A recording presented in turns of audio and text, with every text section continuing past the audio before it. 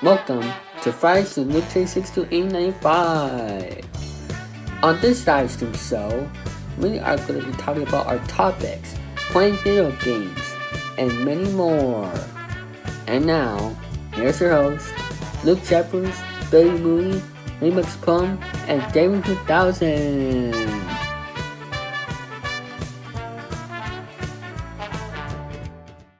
Thank you, Dave 3000.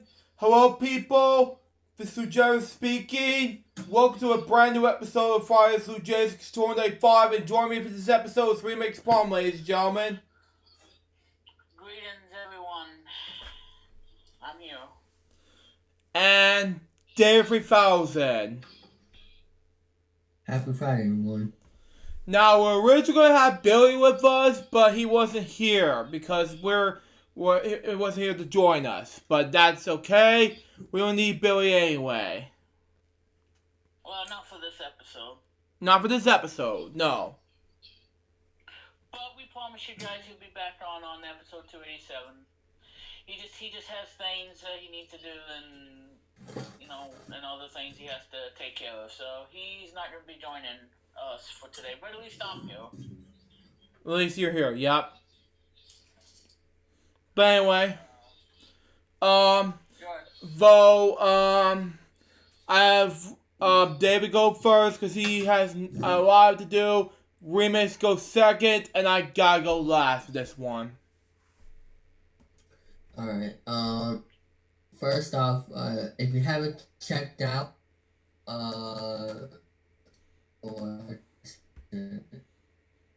for a podcast, go check it out when you have the time, or just go to the main event part because that is one of the most important parts of the show.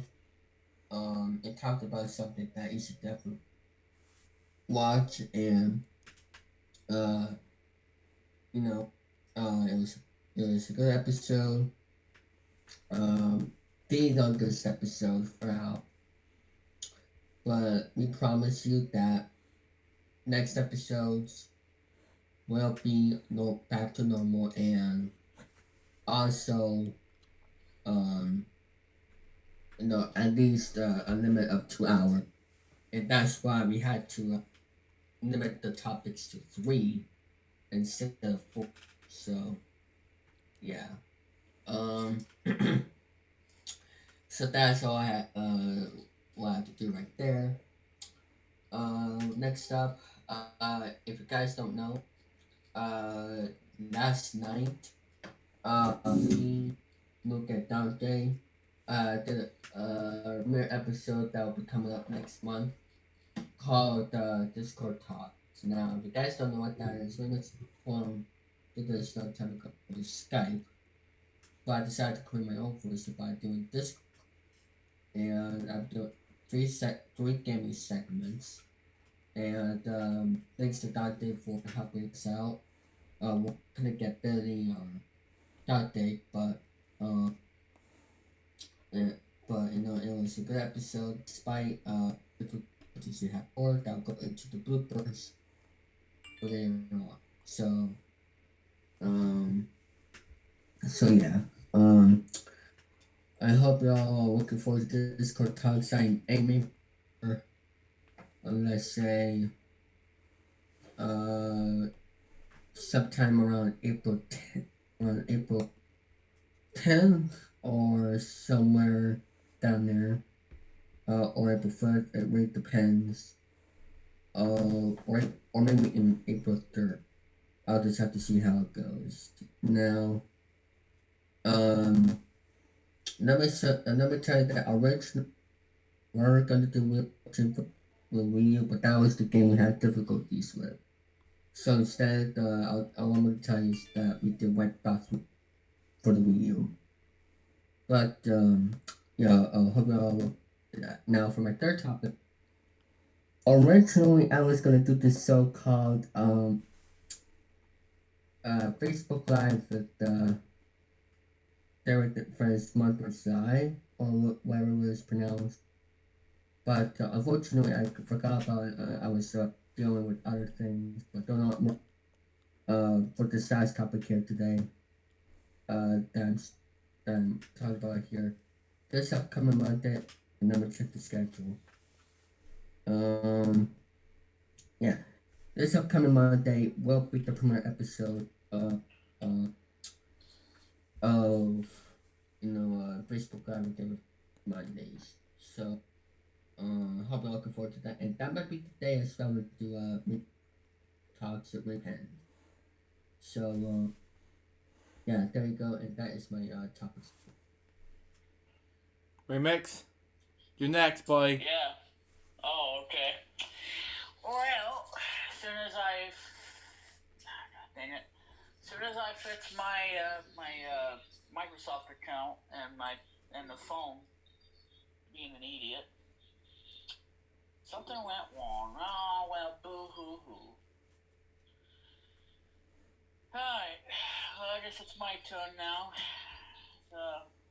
I guess I gotta get my engines going because it's time to talk about some things.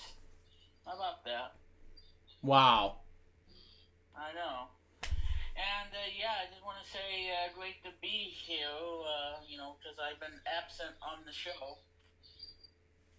And I do want to say that, this will probably be the only time I'm going to be around until I get the internet back.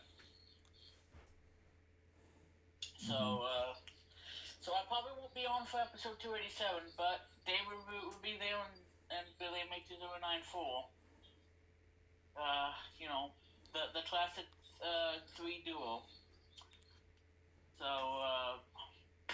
and of course, my computer is messing up on me, so now I can't even get to my topics. Yeah, and Edge just crashed.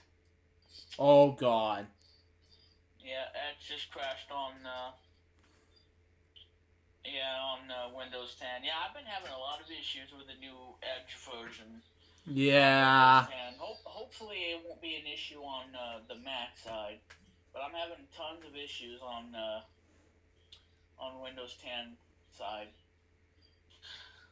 Maybe because my computer is something else. It's just slow. Yeah.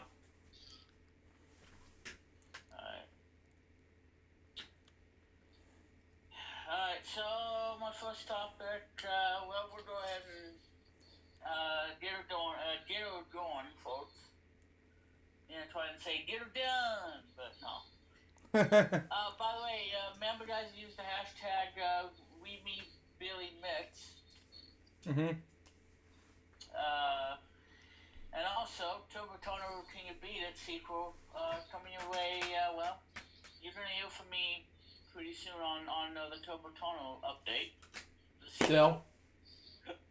And Cox Explosion's getting a new facelift for the network. So that's all good. But those are not my topics. My real topics, as soon as I can get to them. I gotta scroll all the way through Luke so I can get to the topics here, so bear with me. Okay.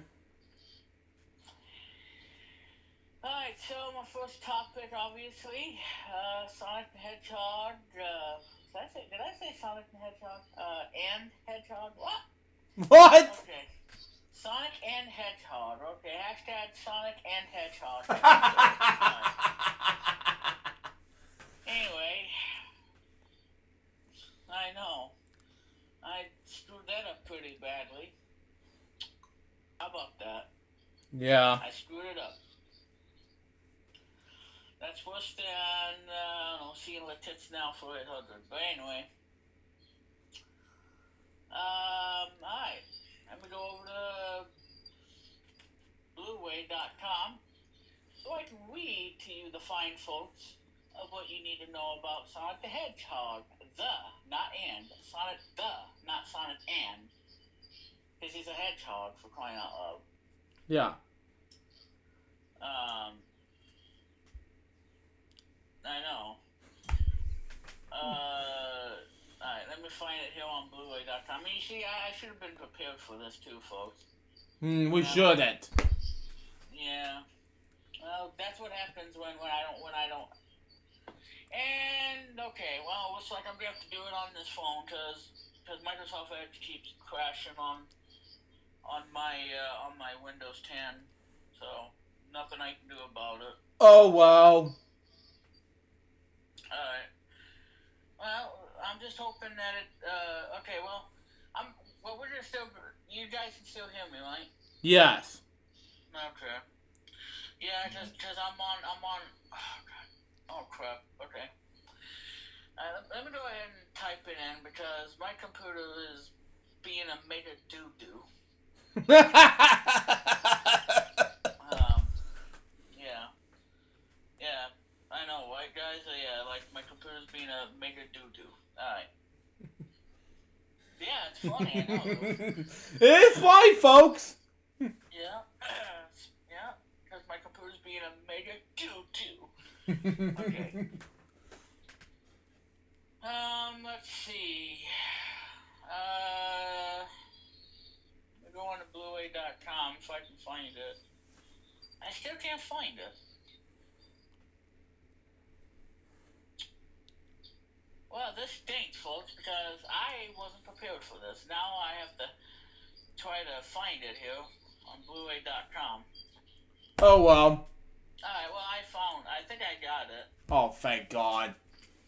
No, go back. No, okay. Yeah, I'm using a web browser here called Kate, and it's trying to. No, go back. Yeah, and it's screwing me over on the. Yeah, I mean, I'm not using Google Chrome. I'm using Kate. Alright, so where's the news? Well, bear with me, folks, as I'm trying to get the my first topic. Okay. Because they posted it on March 20th, 2020. Alright, so my first one, Sonic the Hedgehog, is coming to Blu-ray. And as you guys don't know, Luke Jeff was the host of FWL, that is on every Fridays. We'll let you know that he has pre-ordered the 4K Blu-ray release of Sonic the Hedgehog on 4K Blu-ray. Wow. So, Lou, you want to tell everybody about how you're going to be so excited when you get a 4K copy of this film when it comes out? Well, folks, I got the 4K copy and the Blu-ray copy in digital code, which is on Amazon.com. And it's pretty going to be exciting. It's coming on May 19th. So, Yeah. and not only I got that pre-order on that same day, but also SpongeBob SquarePants Season 11 on DVD, which is coming March 31st. Hopefully they don't delay it because some of the items are being delayed to May, so they won't be able to ship it till May. We'll see what happens, folks. Yeah, well, because of the outbreak. But anyway, Paramount will release Sonic the Hedgehog on 4K Blu-ray. The two releases will be available for purchase on May 19th, like Luke said. The synopsis for the film, powered by with incredible speed, Sonic the Hedgehog, voiced by Ben Schwartz, the Blue Blur, as everybody likes to call him, embraces his new home on Earth. That is until he accidentally knocks out Power Grid and sparks the attention of super uncool evil genius Dr. Robotnik, played by Jim Carrey. Now it's a super villain versus Super Sonic in an all-out race across the globe. Stop Robotnik from using his unique power from world domination, like we always seen since 1991 of the Sonic the Hedgehog video games and all that jazz. Sonic teams up with the Donut Lord, aka Sheriff, played by James Marsden, to save the planet in the action-packed hit that's fun for the whole family. So, there you go. Yep. And some special features, Dolby Vision, HDR presentation of the film, Dolby Atmos, audio commentary by Jeff Fowler, and the voice of Sonic himself, Ben Schwartz. There's deleted scenes, of course, bloopers, laugh along with Jim Carrey and the cast. So that's going to be cool. I think we'll sit down and watch that. Yeah. Speed Me Up music video for the love of Sonic. Jim Carrey and cast discuss what Sonic means to them. Bird Robotnik with Jim Carrey. Of course, see Jim Carrey bring supervillain Dr. Robotnik to life. And he's pretty good in that movie. The Blue Blur, Origins of Sonic. And because he's an icon, obviously, and Sonic on set. Visit the set with the voice of Sonic the Hedgehog's band Swope. So, and again, Luke has pre-ordered it on 4K Blu-ray. Which is amazing, though. And I know that you're going to be quite happy, Luke, to see it at home. Wow. And also, Sonic the Hedgehog is releasing on the digital HD this Tuesday. Which is amazing at the least. Which I'll talk about in the other topic for this episode of Friday show. Yep, so Tuesday, March 31st is when Sonic the Hedgehog releases everywhere. On iTunes, Prime Video, Google Play, etc. You'll be able to get it this Tuesday, so it'll be coming away on iTunes and all your favorite video platforms this Tuesday in high definition. Okay. If you buy it on iTunes, you'll be able to get it in 4K. I'll be back. I'll be going over location says by David. Okay. Alright. So, if you buy it on iTunes, you'll be able to watch it in 4K if you have an Apple TV that plays 4K. So, but yeah, so if you don't have 4K, well, I would still buy it. Because the funny thing is, ladies and gentlemen, I pre-ordered Sonic the Hedgehog on iTunes. Well, guess what, folks? I'm screwed. You know why I'm screwed? Because I don't have any money for the iTunes card, so Apple's not going to be happy with me. They're going to send me an angry email telling me, we're sorry, we couldn't process your order, blah, blah, blah, blah, blah, even though there's no money on the iTunes card. So, I hope they're going to still let me, rebuy it again, and hopefully, because like I said, I'm going to be getting me an iTunes card, on Wednesday for payday, because I'm going to get me a $50 iTunes card. Yeah. So, that's what I want. Yeah, that's you want, yup. Yep. Because I was going to go into a Walgreens or a Walmart, and try to get the iTunes card, but the problem is the cashiers don't want to touch the cards because they can probably, because they're scared of the COVID-19 kind of thing. Yeah, it was a bad situation right there. So that's why instead of getting me an iTunes card, buying it at a retail store, I'm going to have to order it online at Walmart.com or wherever I'm going to order it from, and get my $50 iTunes card and buy the movie too. Buy Sonic the Hedgehog on iTunes. Wow. Because I really want to see it. Like I said, the film came out on Valentine's Day, and now it's going to be available on March 31st, which is nice. Because you can't see it in theaters anymore because the movie theaters have shut down temporarily. They're closed.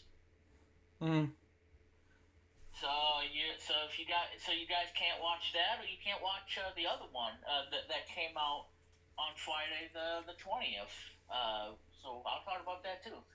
So yeah, so Sonic the Hedgehog coming 4K Blu-ray and Blu-ray on the 19th? Yep, I was gonna say 31st. And Sonic the Hedgehog will be coming your way on digital HD in the 31st of March, which is this Tuesday.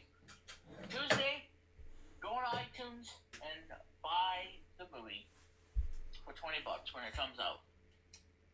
I'm very excited because I want to see this movie. Wow. Because I haven't seen it.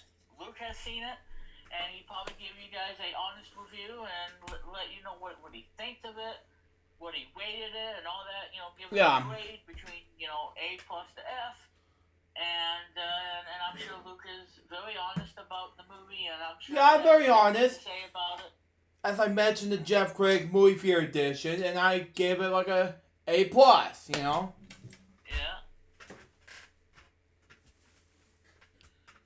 Alright, so that's that topic.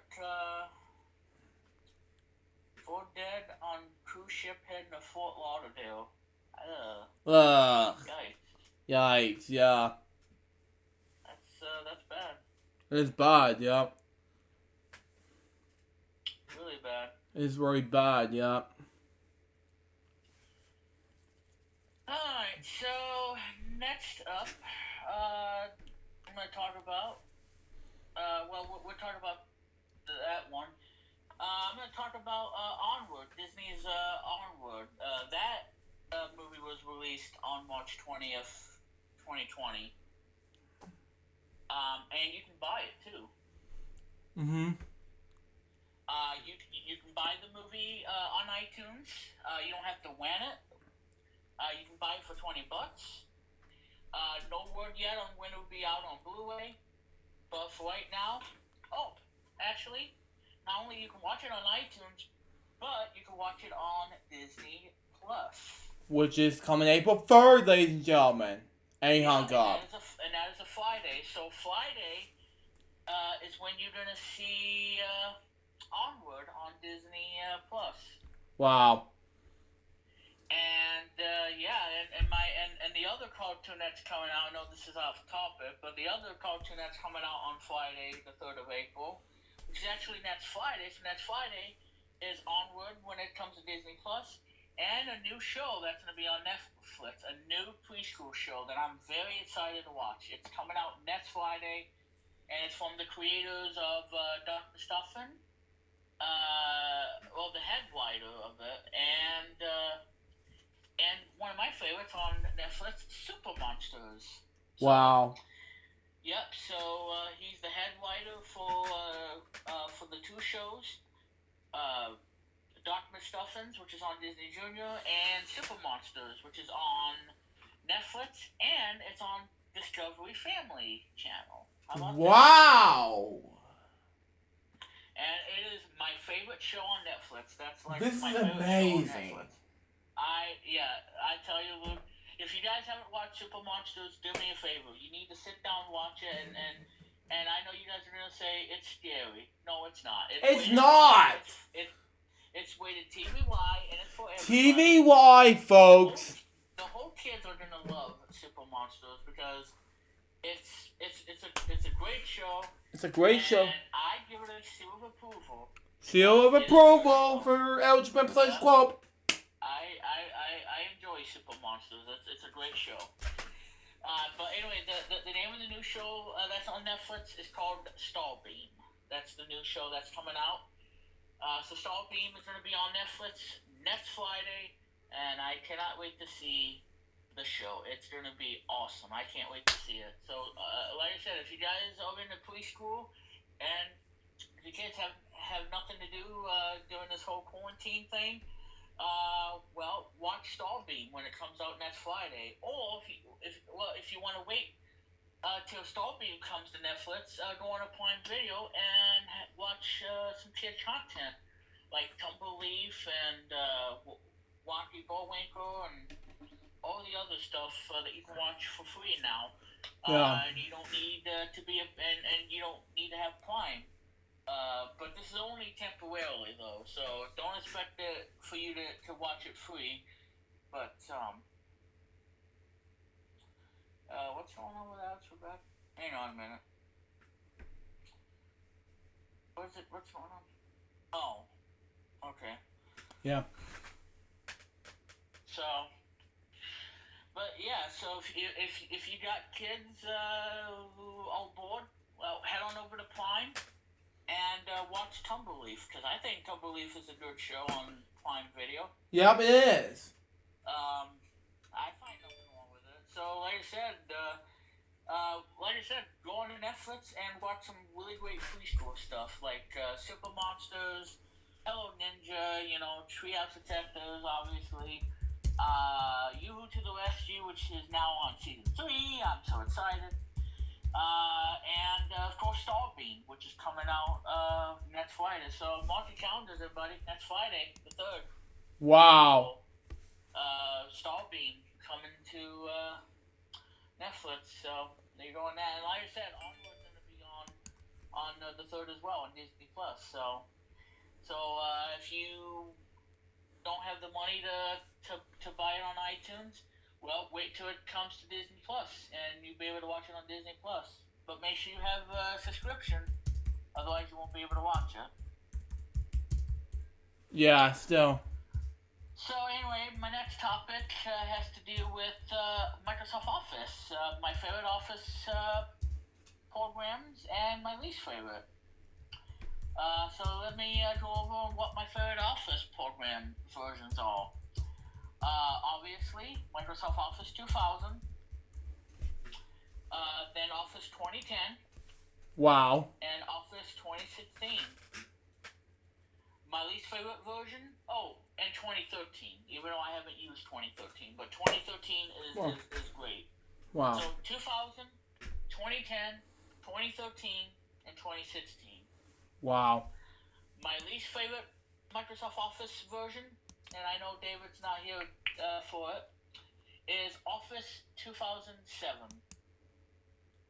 Clyde, it appears you've been by yourself in this call for more than 5 minutes. God. Yeah, because money doesn't grow on trees. Anyway. Microsoft Office 2000, 2010, 2013, and 2016 are my favorites. My least favorite is 2007. Yeah. I know you guys are wondering, put 2019 on the list. Well, I haven't tried Microsoft Office 2019. I wouldn't say it's terrible. I mean, it's pretty much the same as 2016, but yeah. So, Luke, what do you think of the older Office 2000 and all of that? Well, to be honest, long story short, let me tell you an example about these Office years for me. I used Office 2000 or 2003, I can't remember. First because when I used Old school. Yeah, old school years. When I make a presentation, David's calling me. Stand by. David is calling. David is calling. Okay. Yes. But anyway, long story short, I was just making a presentation saying Children's Television Workshop. I know it's owned by Sesame Workshop nowadays, and it's not owned by me, it's owned by somebody else, but you know. And presents, and I made a presentation of something else called, I couldn't remember, but then it was a personal project that I was doing, but during the LGSBM days, early LGSBM days in my life, but then something came in my mind, and in 2008, I'm using another presentation while I was in school. That's had to be my class when I was in history class. I was in 8th grade, and then that's something I can do while I was during the LGBM days. Then in 2009, I graduated from middle school. Then in 2010, I don't know what else to say, but part of it, I branched out with Microsoft Office because I focused on it until 2016 because late 2015, early 2016 to focus on called Microsoft Office 2016. You know. Which is one of my favorite versions. I haven't used it since many years because I've been busy with projects still. Well, and like I said,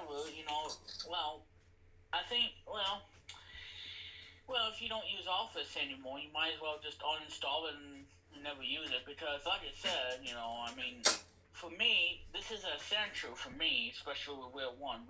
For you, yeah. Because if we don't have PowerPoint, then we can't exist as a company, and thus we have to shut down everything. Exactly. And not be able to do the shows we gotta do all the programming we have to do, Oh, hang on, I'll be on for 287. Yeah, I said Bud Billy. Okay, that's fine.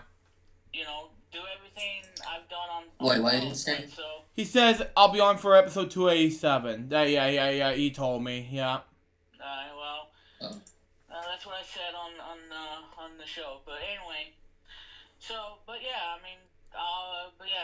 without Office and without PowerPoint for me, I don't think Wheel 1 would be here this year in 2020.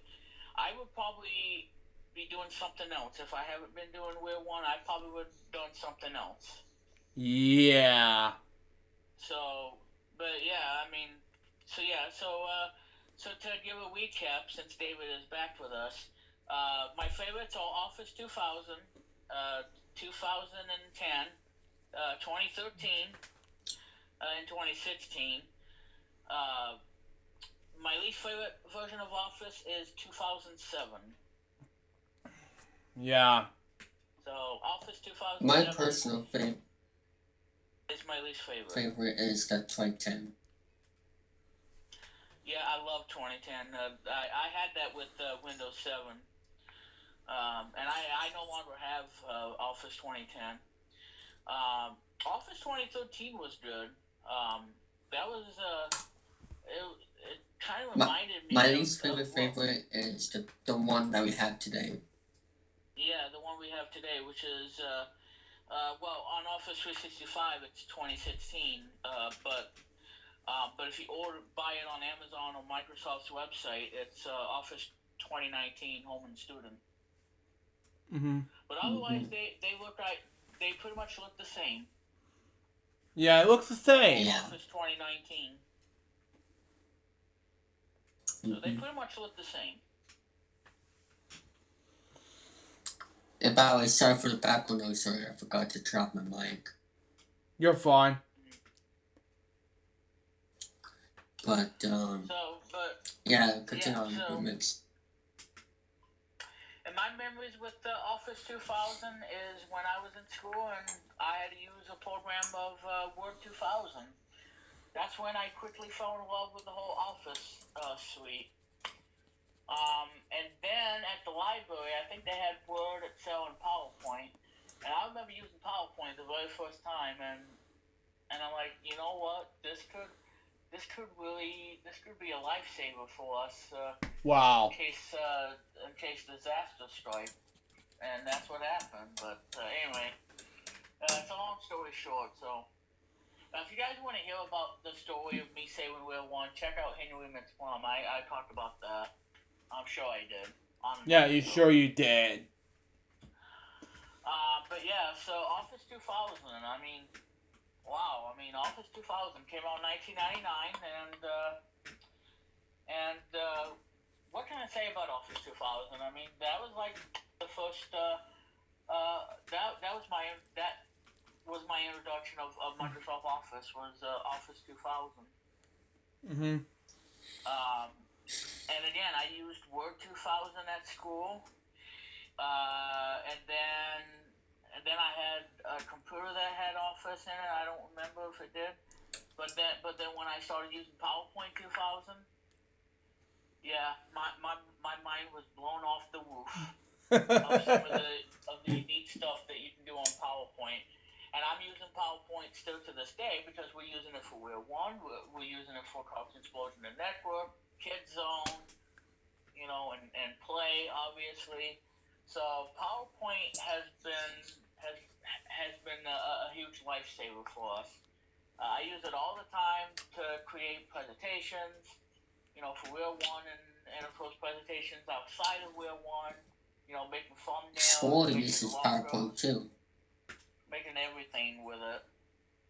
Because it is such a great tool, even if you don't work like I do, because because like I said, I create, end credits, create a bunch of slides, making all of it. So I do everything on a PowerPoint, especially doing the end credits, because doing the end credits is one of the hardest things to do in PowerPoint, because that's when it eats up a lot of my time.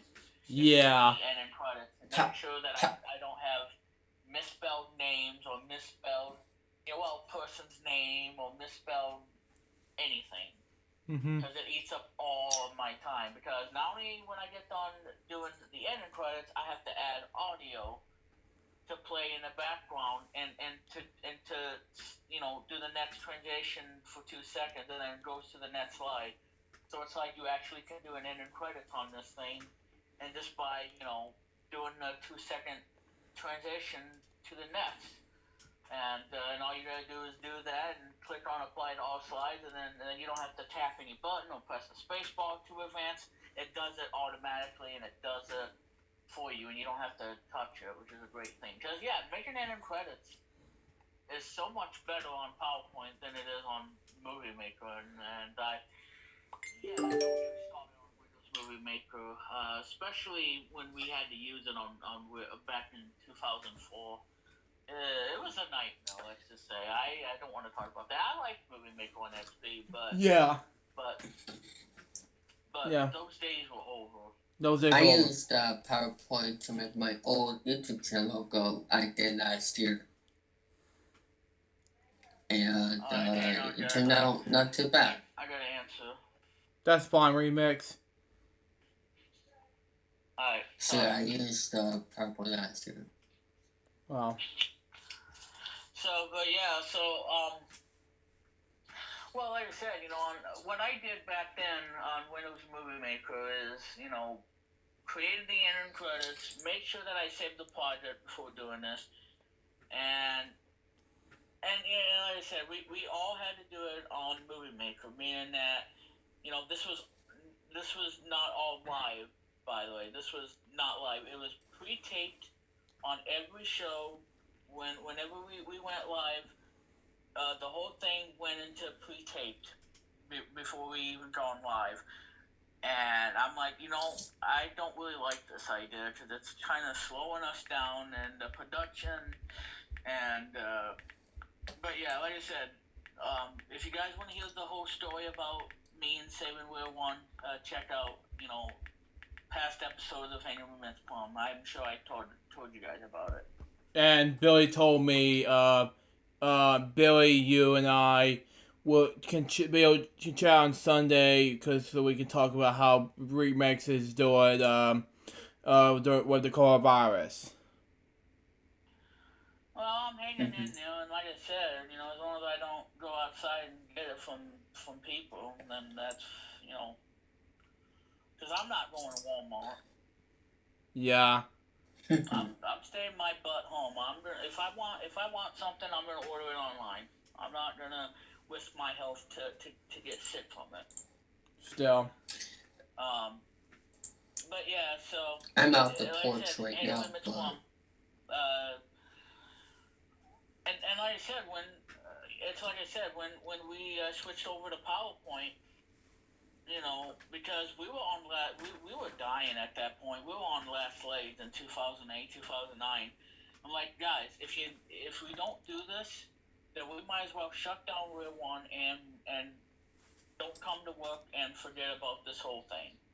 Mm-hmm. Because otherwise, I was gonna leave, and you guys would never hear from me again.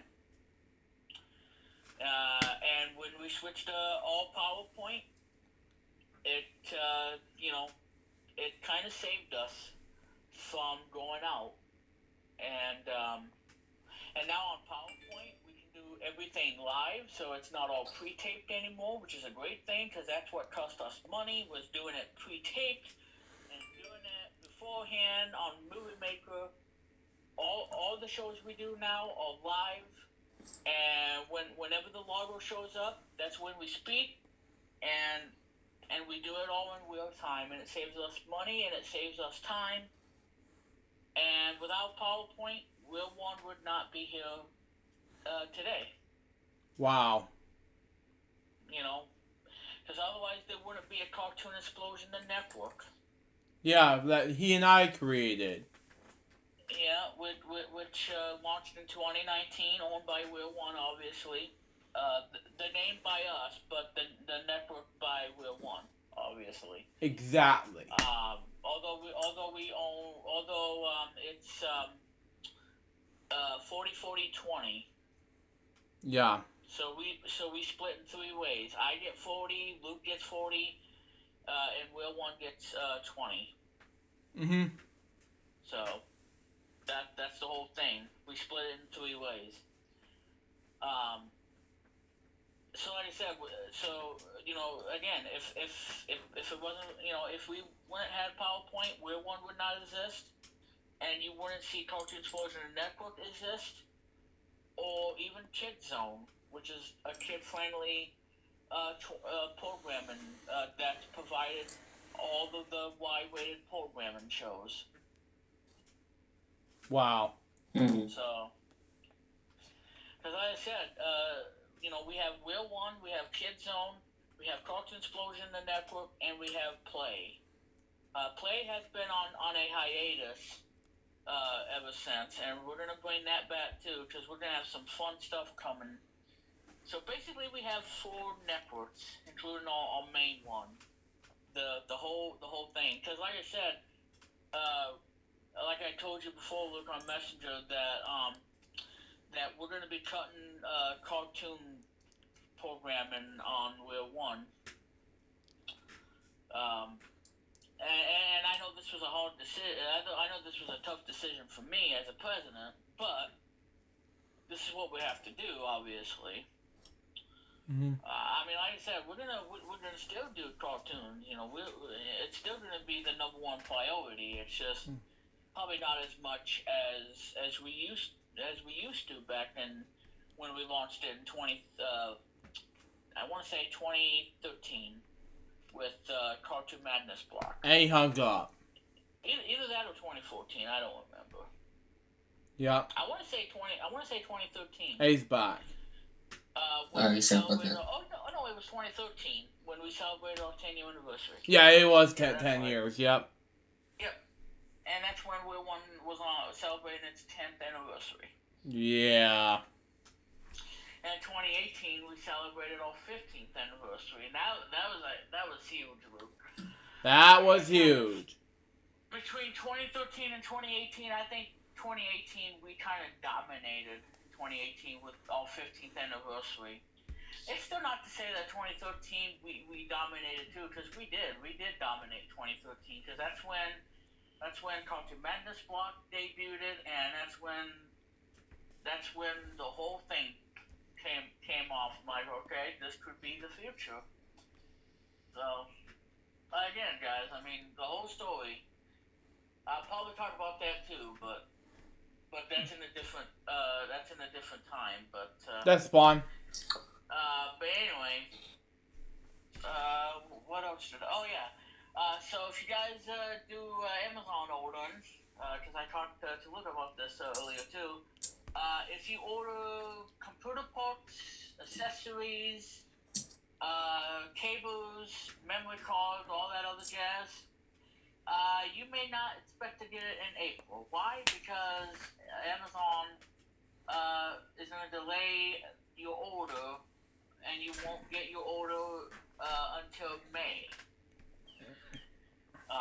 Or if you do the fastest delivery, it will be there till April of 2020. So you may not expect to get your packages on time because of the virus that's going out there. And I hear birds chirping. That's from David's background. Helps the medicine go down. The master goes down. In the most delightful way. Anyway. I know, I was being a smart aleck, but anyway. Yeah, so if you guys do any Amazon ordering, and if you order... Yeah, I know. Shut up. No, not you guys, this app. Anyway. Chippity beep. Okay. Welcome to the very special edition of FWL. We'll all 3 of us do... Yeah, it wasn't from David's background. It was from mine, you know. Like birds in a tutu. I'm and David St. Dennis. Alright, there we go. I know. Anyway. That was coming from mine. I'm sorry. I didn't know. That was funny. I will admit that was funny. I will admit. Oh, man. If it wasn't funny, get out. Get out! So, anyway, so if you order HDMI cable, a memory card, a hard drive, both external and internal, you may not get your order till May. So, Luke, if you're in the market to get a hard drive for your computer, you're going to have to wait till May. Yeah, I purchased the R1's Out book, and I have to wait till April 22nd to get this order. So again, the reason why they're doing it is because it's high demand right now of the shipping and delivery kind of thing. So that's why your item may not come sooner than you think. Mm-hmm. So again, HDMI cable like the one I want to get. If I order it right now, it won't be here till May, and we're not going to be here in May because I don't know, because we're supposedly going to get a new apartment, but with the COVID-19 going on, that may be unlikely that we might be moving to an apartment because of the virus outbreak.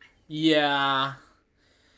And it was a good thing that in my house, and me and my mom, personal note, they were gonna save $1,200. That's a good news until that notice, you know.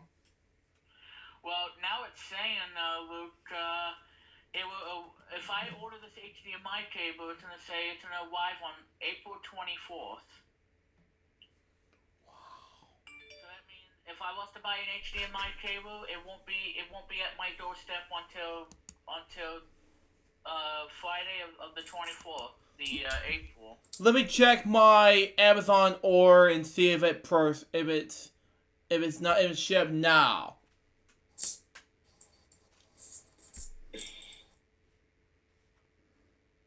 Yeah, and you might want to edit that out so you don't show. I'm not editing this out. I'm trying to not show my address. Yeah, that's a bad idea. But anyway, out for delivery for 2 items today. That's good news. And one of my purchases will be coming on Saturday, April 18th. That's good news. For now. So what, the SpongeBob thing, or? The other one's out, the first sequel. The book. Oh. And that's why I ordered. And as for Soul, the junior nomination, that's coming May 19th. The book I'm getting. Well, and also Sonic too, because you got that. Sonic, yeah, that too. And SpongeBob one, that is coming on March 31st. And again, you know, expect your deliveries to be taking a bit longer. Yep. So if you order, like I said, if you order an HDMI cable, you may not get it till April. Yeah, if I order the other one's out, the first sequel book, because I got this. I was originally planning to get it Earth Day, but then I had to wait till April 18th.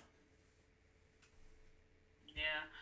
Well, again, Luke, you know, due to high demand of everybody shopping on Amazon, and, you know,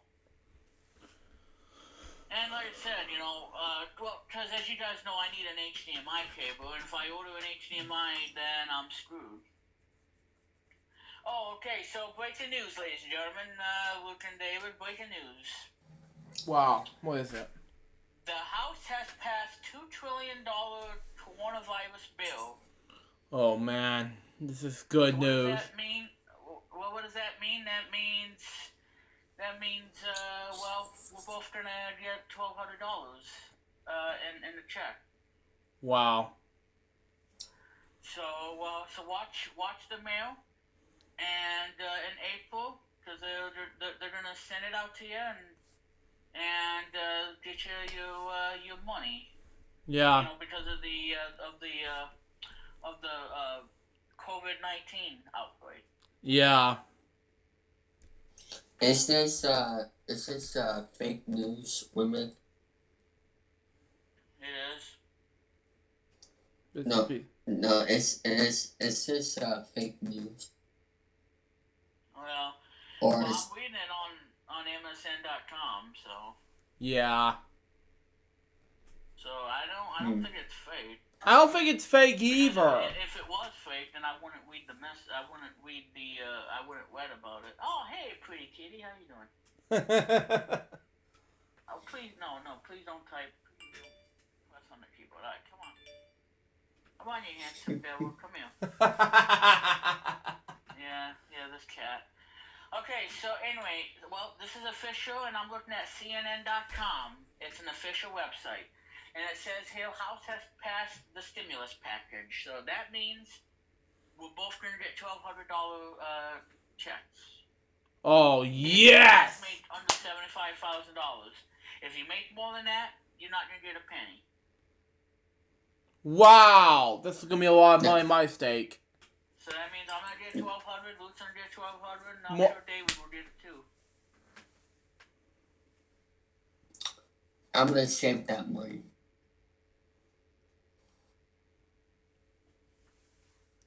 Yeah, and Whenever it comes.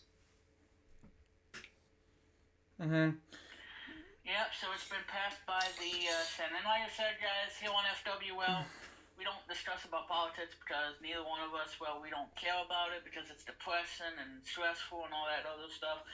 But in case of something like this with a stimulus package, which we need desperately, it's really going to come in handy. And It's going to come in handy!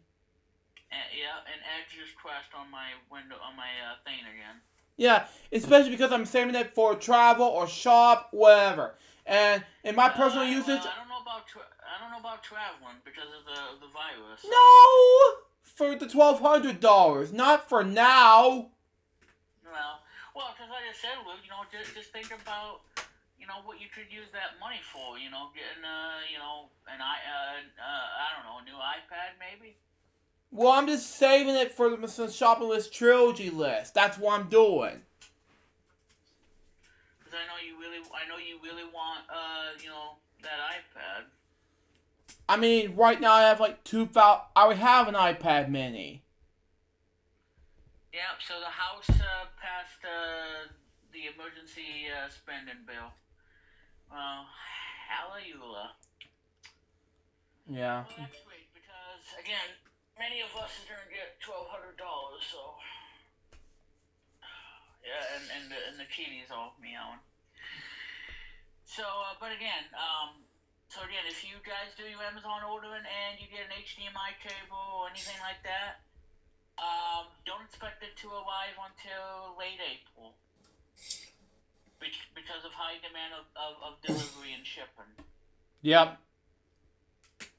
So if you guys are gonna complain to Amazon about this, well, don't do anything rationally and don't do anything stupid. Don't anything stupid. Nope. But like I said, Luke, the good thing is the Fire TV stick that I want, they can actually ship it and deliver it normally, so that's not affected. The HDMI cable and the other stuff that you need, cables for whatnot, or memory cards, those you have to wait till late April to May before you get them. Yeah. I was going to get my stuff on my trilogy list, and that cost more money than expected. Yeah. Well, and if you have Prime, it won't be an issue. Yeah. Especially because I have Prime, and that's why I have to save money for travel, shop, and make projects. Especially because it's good enough. And make some delicious cookies. Cookie Monster? I'm not gonna let you do that. Well, hey, it's like, hey everybody, I'm LukeJ62895. Let's bring up my very first guest. He is an obese monster who eats a lot of cookies ever since the very beginning of the show. It's the Cookie Monster. Oh my God! Don't make me start thinking about this. I know. Hey, give me E for effort. E for effort. Yep. Oh, what? You want a cookie?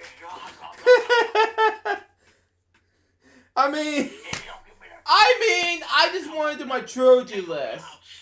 And If you don't give me your cookie, I'm gonna come over and invade your house. Give me that cookie, Oh God, you make me laugh sometimes, Remix. It's like, give me the cookie oil. It's like, put that cookie down. No. Oh God. Jingle all Jig all the way, ladies and gentlemen. He says, put that cookie down now. Man. If you want the cookie, we must get to the chopper and get yourself a chocolate cookie. Put that cookie down. What's wrong with you? But yeah, of course, the Cookie Monster is always a beast. So Yeah, a beast. What can I say? Yeah, what can he say? You know, it's like the Cookie Monster eating too much cookies. But anyway. It kinda does. Oh God. Okay, so my other topic. Well, I'm gonna give you guys a review of the one I watched on YouTube recently. And if you head on over to a YouTube channel called Wrestling with Gaming, you can hear about this whole thing, and I am subscribed to it, by the way. Yeah, so if you got, well, I also posted it on the LGPCBM group, so you can check it out too. Yeah, you can check it out as well. Yeah, so I'm gonna give you my review. So this guy, Wrestling with Gaming, he has a Twitter, and he goes by the name of Yahal, or whatever his last name is, Yahel. You know that he has a new video up on Wrestling with Gaming YouTube channel, and it's Wrestling with Gaming YouTube page, and he has a video, and I watched it, and I freaking loved it. It came out 2 weeks ago, and it has 13,000 views right now. And he talked about everything. The story of Nick Arcade. That's the name of it, by the way. The 90s show that put kids inside video games. If you guys like Nick Arcade, or you trained Nick Arcade in the 90s, or you watched it on Nick Games and Sports, you need to do me a favor. Go on to YouTube, type in Nick Arcade, Wrestling with Gaming, or just type in Wrestling with Gaming, and watch the story of Nick Arcade. It is phenomenal. And I'm not going to give out any spoilers, because I want you guys to experience it yourself. And I'm sure Luke will give you the link in the description to where you can watch the story of Nick Arcade. And I'll probably send you a link, Luke, so that way you can copy and paste it to your description, so everybody can watch the story of Nick Arcade. Yep. So please, everybody, check it out. If you like Nick Arcade, do me a favor. Watch this on YouTube, Wrestling with Gaming YouTube page, and check out the story of Nick Arcade. You will not be disappointed. You will not be disappointed, folks. No, you will not be disappointed. Everything about that put kids inside video games. If you want to know the history of it, please check it out. I'm telling you, please check it out. Now, I have heard, Luke, that someone in particular wants Nick Arcade back, or to be rebooted, to come back. Wow. Yeah. And I think I know who would be a great host for Nick Arcade, if it ever does come to Nickelodeon, comes back, that is. Mm-hmm. Now, I know I don't know if you or David know who I'm gonna say this guy's name, but if you guys have heard of the video YouTube channel called Up Up Down Down. I have never heard of Up Up Down Down before in my life. Well, it is a video Same here. YouTube channel. Wow. And it's by a WWE pro wrestler named Xavier Woods. Wow! How is incredible? Something like that. I can't pronounce the word. Xavier Woods, aka Austin. Well, his real name is Austin Creed, but his stage name is Xavier Woods, and he is one half of the New Day. Oh my! Like New Day Watch, something like that. Wow! Yep, and so apparently Xavier Woods, aka Austin Creed, his real name, he wants to be the host of Nick Arcade. I didn't know that. And my response is, Yeah, I think he would be a great host for Nick Arcade, the reboot. He's gonna do the great job. Because like I said, Filmdate did great. I think Xavier Woods, aka Austin Creed, he'll do an awesome job. Mm-hmm. Now I may not like the whole, the New Day gimmick, the bootios, because it's kind of silly. It's silly. But I gotta tell you, if he ever get a chance to host the show, he would need to be the host of the new Nick Arcade. Mm-hmm. I think Xavier Woods, aka Austin Creed, would be a great host for Nick Arcade, the reboot one. I mean, I'm sure you guys can disagree or agree. I agree. Fit, but yeah, I mean. Same here. Yeah, so having Austin Creed, the host of Nick Arcade, from the New Day, WWE, yeah, he'll be a great host. He'll be a great host. Yeah.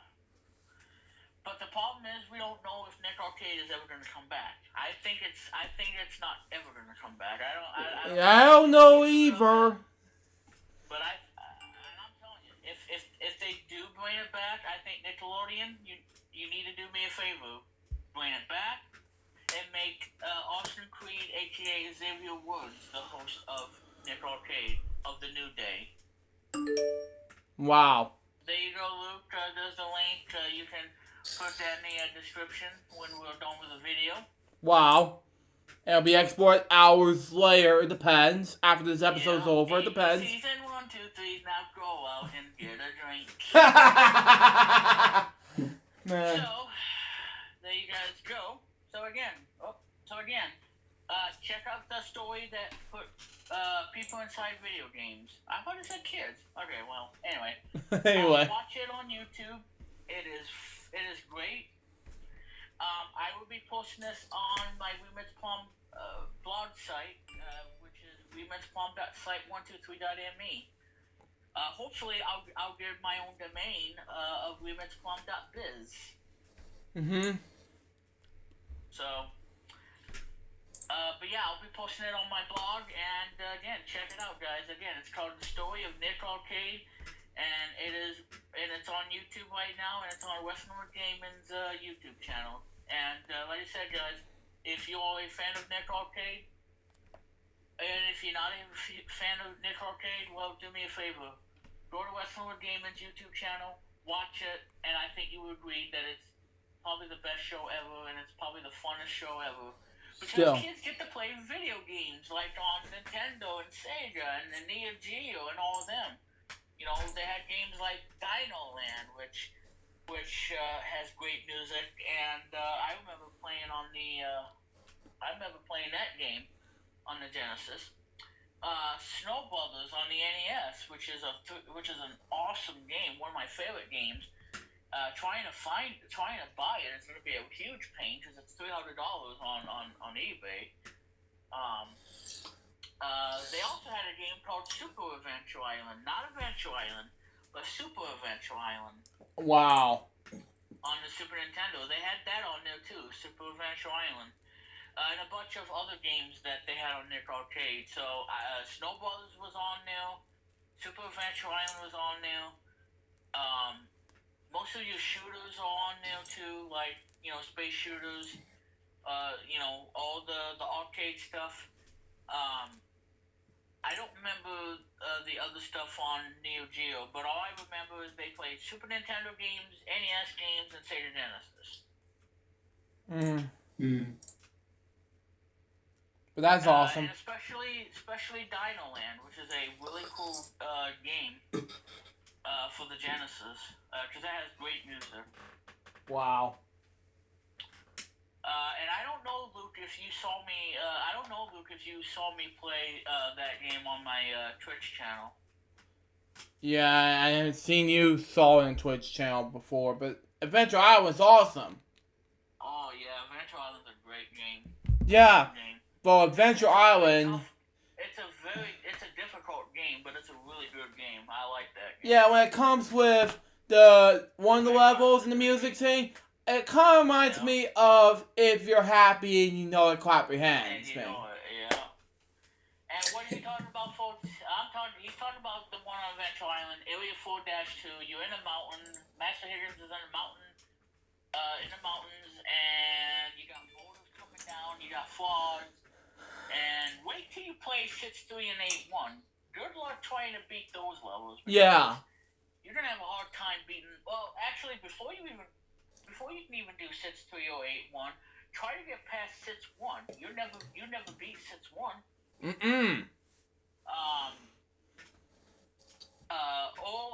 Because like I said, the one level that I hate in Adventure Island is Area 7-1, where you're in the snow. Yeah. Yeah, it's terrible. On 7-1, because, well, it's not until the end where you have to jump over the edge, and if you hit that thing, then it's going to drain your energy ball.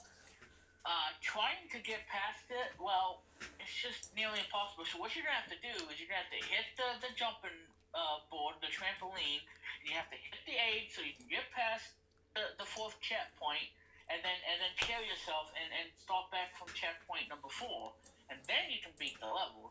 Exactly. Probably the hardest level in the game besides 6-1. 6-1, okay, the hardest levels are 6-1, 6-3, 7-1, 8-1, 8-2, 8-2. Okay, well, I can tell you, Area 8 is the most difficult. Yeah. 8-2, 8-3, and 8-4. 8-3 being the worst because at the very end you got platforms you have to jump, and they all fall down, and you have to kill the bat. And if you don't make that jump precisely, you go down to the pit. Or if you do make the jump and you don't attack the bat and kill it, you will either get hit by a bat or you fall down into a pit. Yeah. So, and 8-4, if you don't have an axe, then you might want to turn off the game and go all the way back to 1-1. The only way you can beat 8-4 is with an axe or a power-up. If you go into 8-4 without a power-up, then you might want to just start the game over again and go back to 1-1.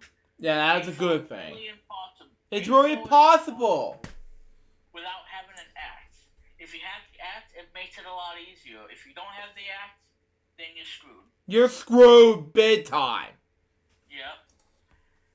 So, they have... Okay, so the games they had on Nick Arcade, Gun Knack on the NES, Pain of the Monsters on Neo Geo, Actwazer for the SNES, Toki for the NES and Sega Genesis, which I played. I played the one on Genesis, and that was a good game. Sonic the Hedgehog from Sega, Sonic the Hedgehog 2, one of the best games ever. Paracells called, I played on TurboGrafx. I played that one. Oh, guess what?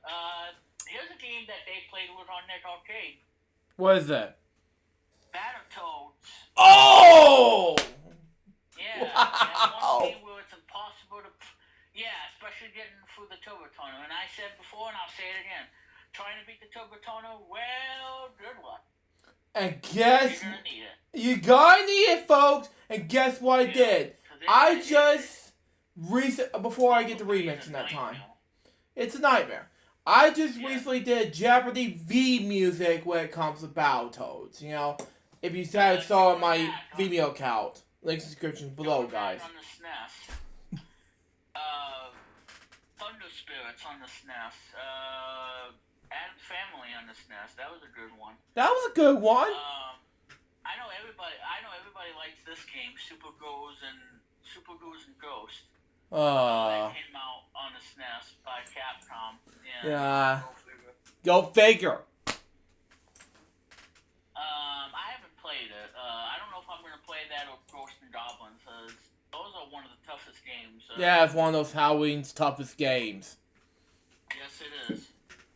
Especially AVGN playing it, and yeah. It was tough. It's just, yeah. You ain't kidding. You ain't kidding, Sherlock. Yeah, no kidding, Sherlock. Yeah. What was the other ones they had on? I know they had had Super Adventure Island because I played that. That was actually a good one. Probably not as good as Adventure Island, but still a good game.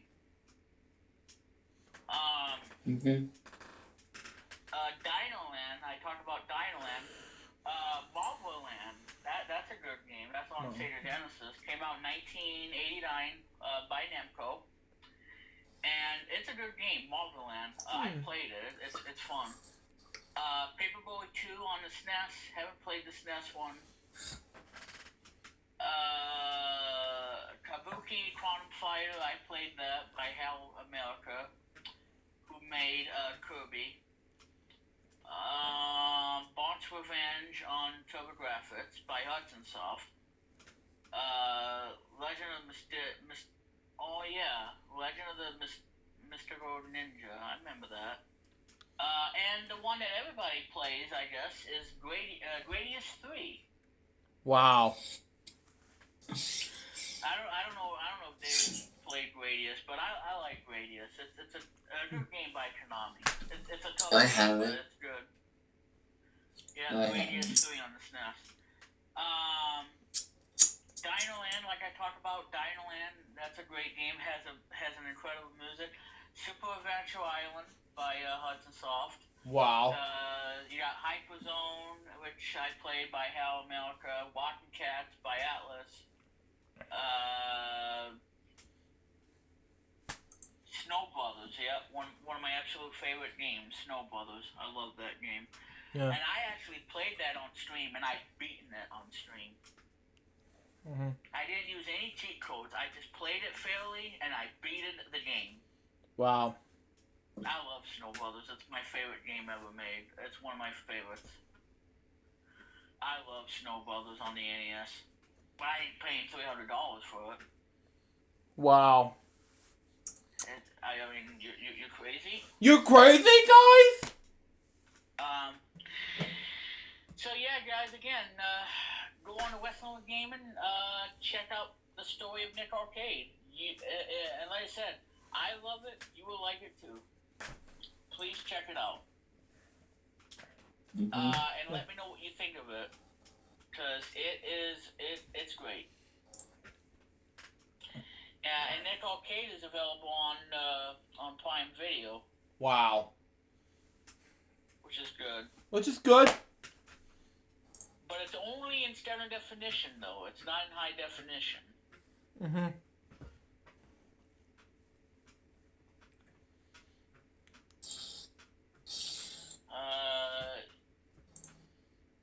But yeah, Nick Arcade. So, again, check it out on YouTube. Again, it's called The Story of Nick Arcade, and it's on Westernwood Gaming's YouTube channel.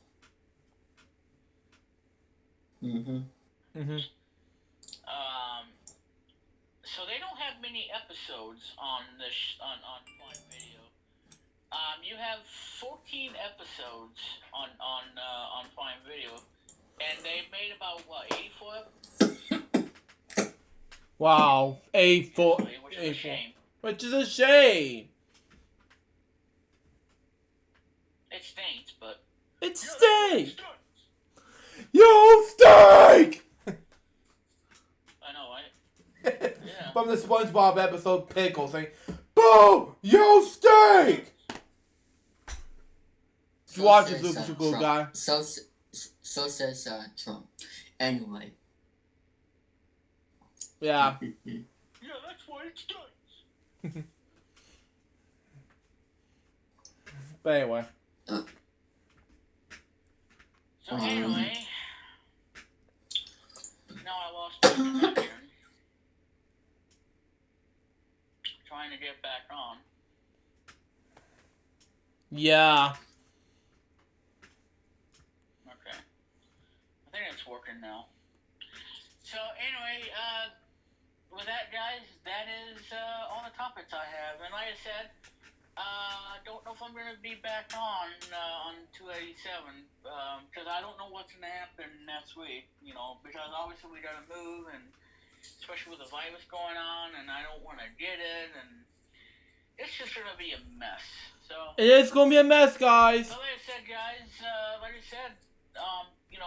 follow me on Twitter, at WeMetsPlum. Check me out on Site123, my very own blog, WeMetsPlum.site123.me, soon to be WeMetsPlum.biz. And check me out on Tumblr, which I'll be updating as soon as I can. Check me out on Tumblr, check me out on Site123, my very own blog, and on Twitter at WeMetsPlum. Wow. So you guys don't have to miss me. Okay? So that way we don't have angry letters saying, I thought WeMetsPlum is not on your show. Blah, blah, blah. But anyway. Nope. So, that's pretty much all I have. And if I find something else, I will let you know. Alright, with that in mind, ladies and gentlemen, that's all I have for today.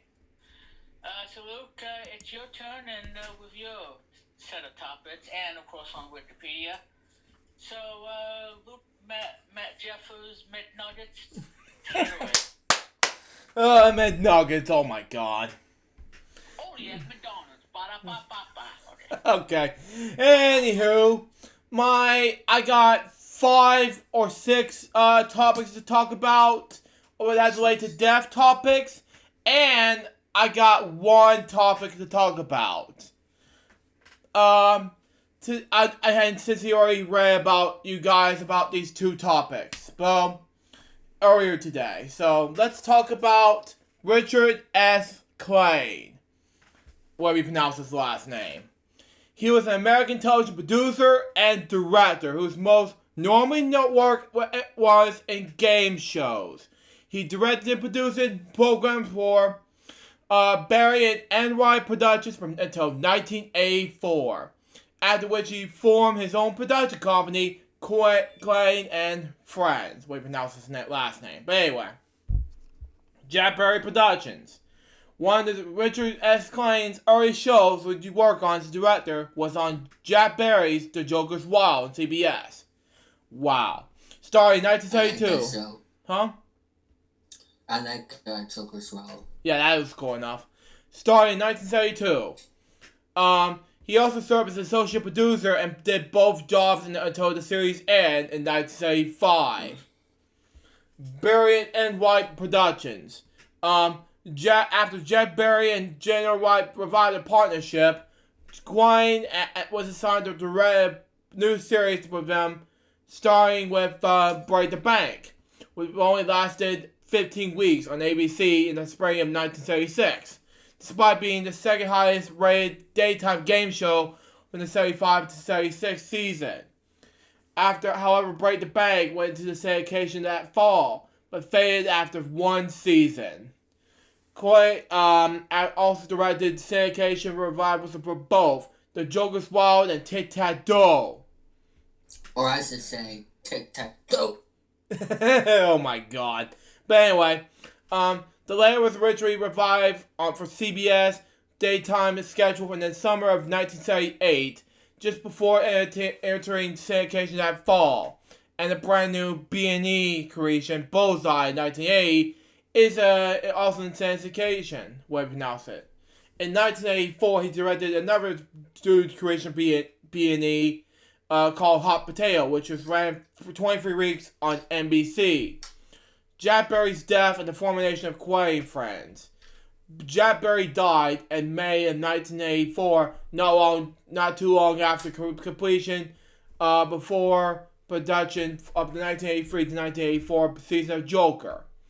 Upon his death, Dan Wright immediately succeeded his longtime producing partner and began made changes that Quayne and other censors opposed, including the choice of Bill Cohen of Hot Potato as the successor of Barry on Joker, as opposed to fill-in host Jim Peck, who Barry had intended to succeed him primarily for the 1984-1985 season.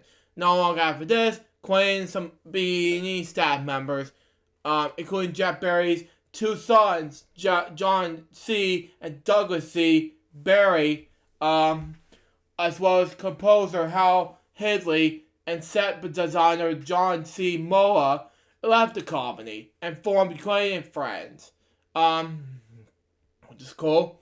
Producer Gary Qualls also joined Quain briefly, but soon left to work with for Red Carlin Productions, while Ron Greenberg became an independent producer once again. While Quain running his own company, Break the Bank, completely unrelated to the earlier game, premiered in fall of 1985 with Gene Rayburn Match Game as host. By year's end, Rayburn was let go due to conflict with Quain over the show's format and replaced by Joe Fargo. After that, Quain tried again with Strike It Rich, only in the 1950s Quit Game Show in the fall of 1986, with Joe Garriloa as host. The show did not see success either, at all, what we call it. But it was explored the Prince as Strike It Lucky, which was ran until 1994. It was revived in 1996. Now it's Michael Barrymore's Strike It Rich. To conclude, the far better prices ran until 1999. South American versions also ran. After the show ended, he teamed up with Burt Convey, Burt Reynolds, and BNVS Television to produce Win, Lose, or Draw. Began in 1987. The series has come for runs both NBC and in syndication, with Ricky Lawrence as hosting the network version and Convery hosting the syndication series. Win, Lose, or Draw ends its run in 1989 and on NBC, and it's 1999 in syndication. Convery left the syndication series and it began its final season to preside over another co-production with Quain for Degree, and Rob Lower took over to help with him on at Win, Lose, or Draw. In 1990, Quain put together another revival of Joker's Wild, which is hosted by Pat Finn.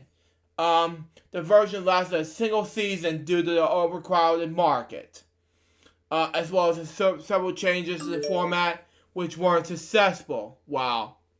Let me check on Remix. Hey, message my sister for some food. Oh my god. The same year, Quain and Friends also produced the Marshall Walford Show for NBC.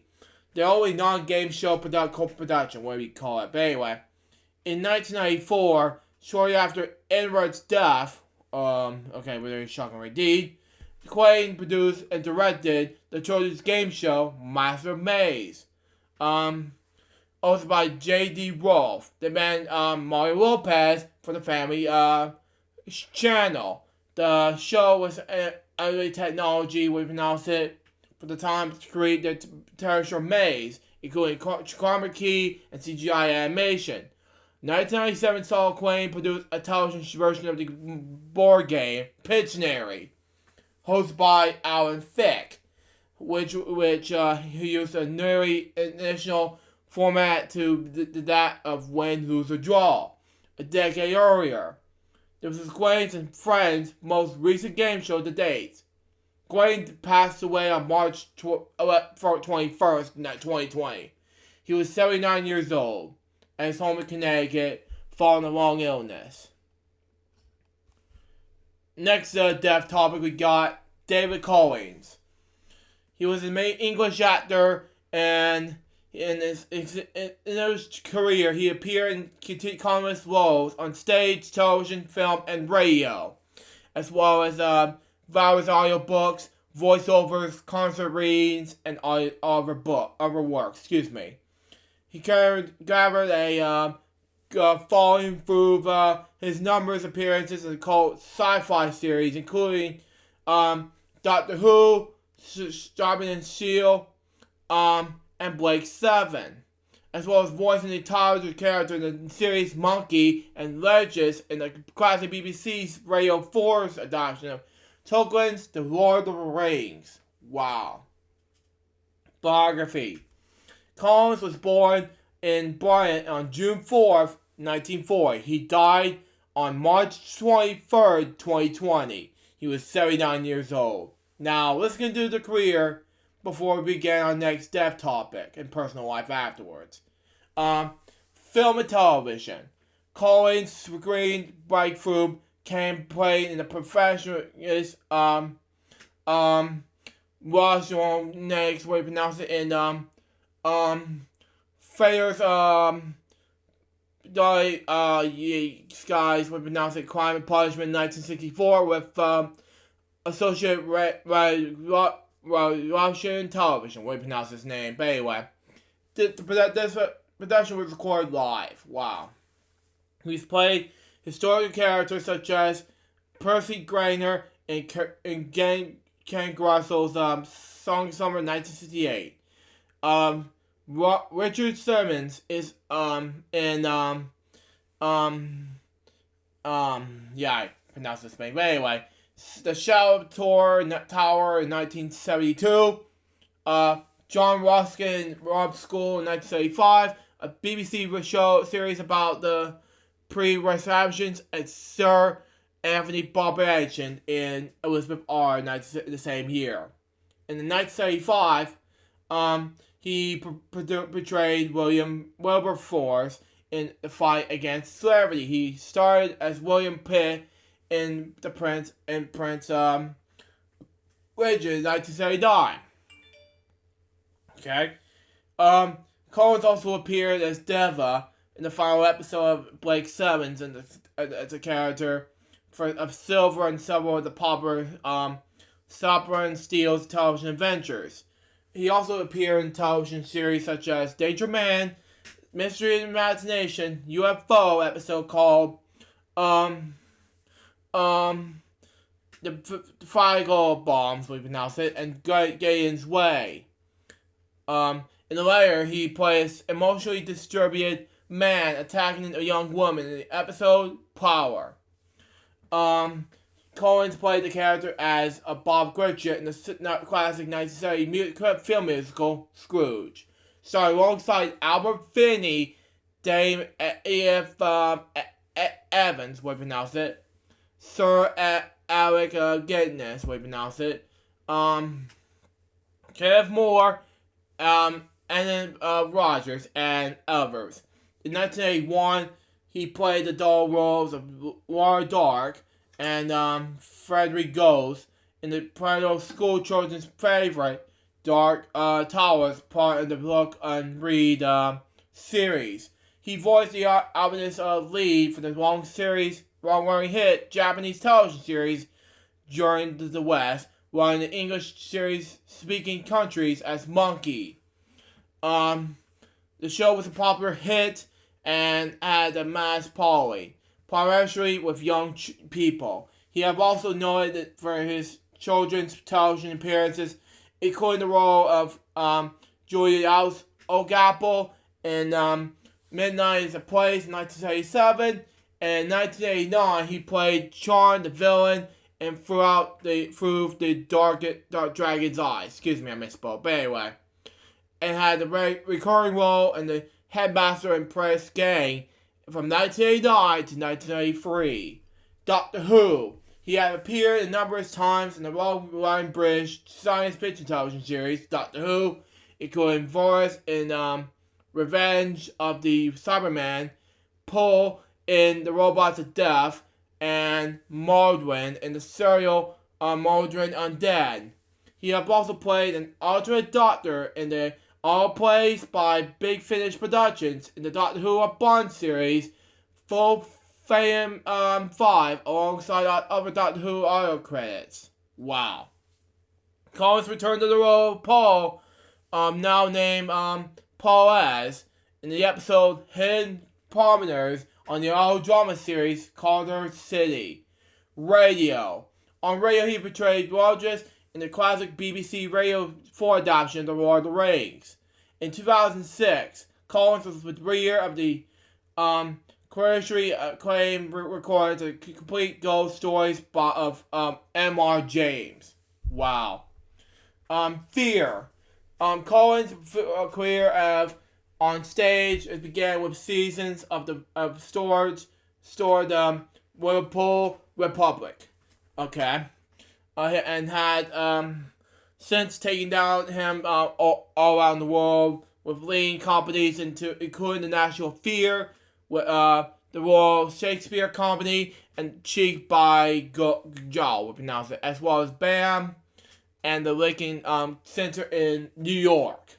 He has been had a long theater career, appearing in various productions in the United Kingdom, United States, and globally, ranging from Shakespeare and his timeless classical works, story agent, dramas, and farce, and through the why we pronounce it classic new plays. He played the parts of Mortimer the Elder and Morris in the production of Edward II at the Royal Gage, Manchester, which also featured his son, the actor Samuel Collins. He also appeared as King of France in Henry V, and most recently Charles Tory in the Corbeil in the same venue. And for his personal life, Collins had 3 children: Samuel, Eliza, and Kate. Now, on to my next step topic. And that is, of course, Bill Werfen. He was an American musician. Werfen came to the premise in the 1990s, okay? Mainly for his work as a drummer for groups, partly in the industrial rock and industrial metal scenes, okay? Such as Mystery, the Roving Cox, Lord, KMF, DDM, Pigface, Swans, Chris Conley's, and 9 Inch Nails. He worked mainly with Ram following the retirement of Bill Burley in 1997. He was a member of King Crimson from 2013 until his death in 2020. Now on to his career. Werfen began his personal career in his hometown of Seattle in 1975. He was in the Tom Rips, a band was played backup for a couple of live gigs for the Screamers band, the Trouble Wares. He played drums for the Blackouts. And starting in 1979, his bandmates, including Mike Davison, Paul Barker, Ronald Barker, and Eric Wader, eventually the band resolved, and Paul Walker joined the name nationally Ministry, we pronounce it. His earlier collaboration with Al Gorshin was on the second single by the Ravi and Cox called You Are Forgot. Later he participated in the creation of Mystery album The Land of Rape and Honey, okay? And was noted for his performance in the live video, in case he didn't feel like showing up, along with drummer Warren Akins. As well as working with Ministry in the side projects lasted through the mid-90s, okay? Well, he noted he was never credited as a member of Ministry proper, always on the other musician, okay? Therefore, he parted ways with the band during the Filth Pig sessions. Wow. He did not really quit since he was never been an official member.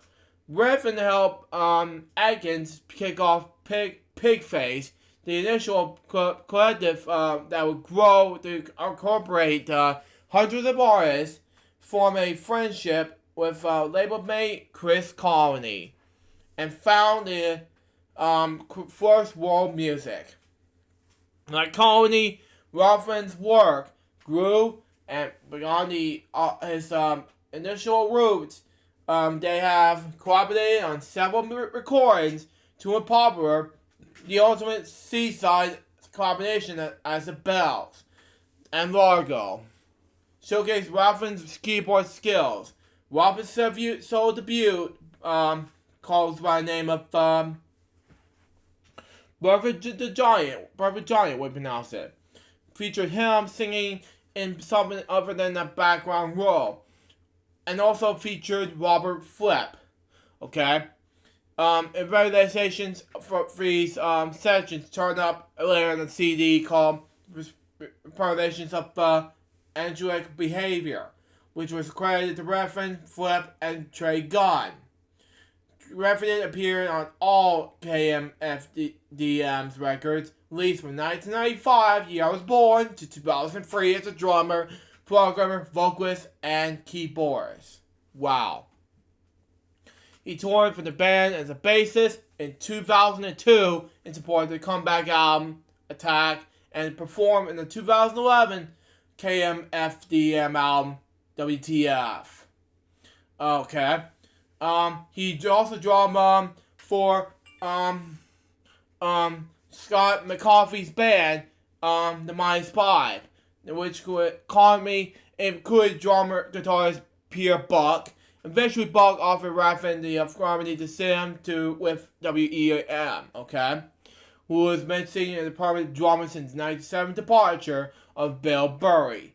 The band gave him the live drummer slot in the 2003 tour. Wow. They later announced that Raffin will fill the role initially. Wow. For once again, as a hired musician, rather than an official member.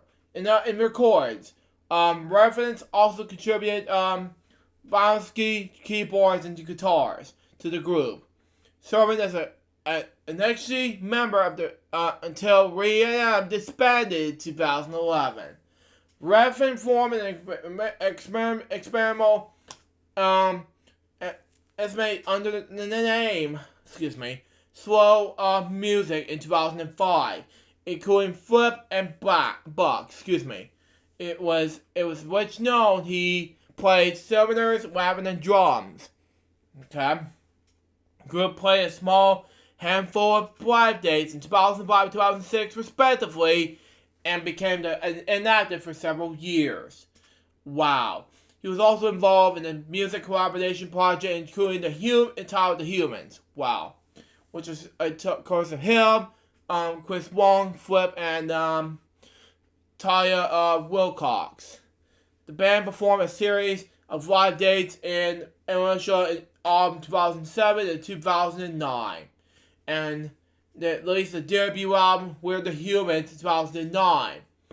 After Values' 2010 album, Corpse featured Raffin, as well as KJ Carside, Ron Kent, and new jazz trumpeter Nils Pierre, whatever pronounce his last name. I can't read these languages' names, but whatever.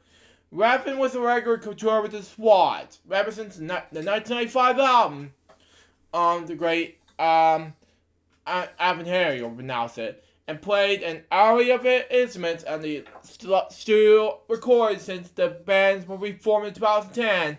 And at least My Father Will Guide Me Up the Rope to the Sky. Okay?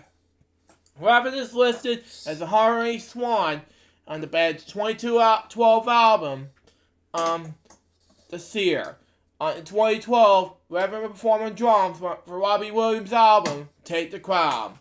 Later that year, he produced the single Crush Backing for Amic Bride. In an online diary he dated on September 6, 2013, Robert Fripp announced a new lineup for King Crimson that included Raffin as a new band's three drummers. A few days after the first full-length live release of the band's with Raffin on board to live in Toronto in 2015, Flip announced Raffin's decision to take a sabbatical for the band. Effective March 6, 2016, one of the worst years ever. A decision supported by the Crimson Brothers.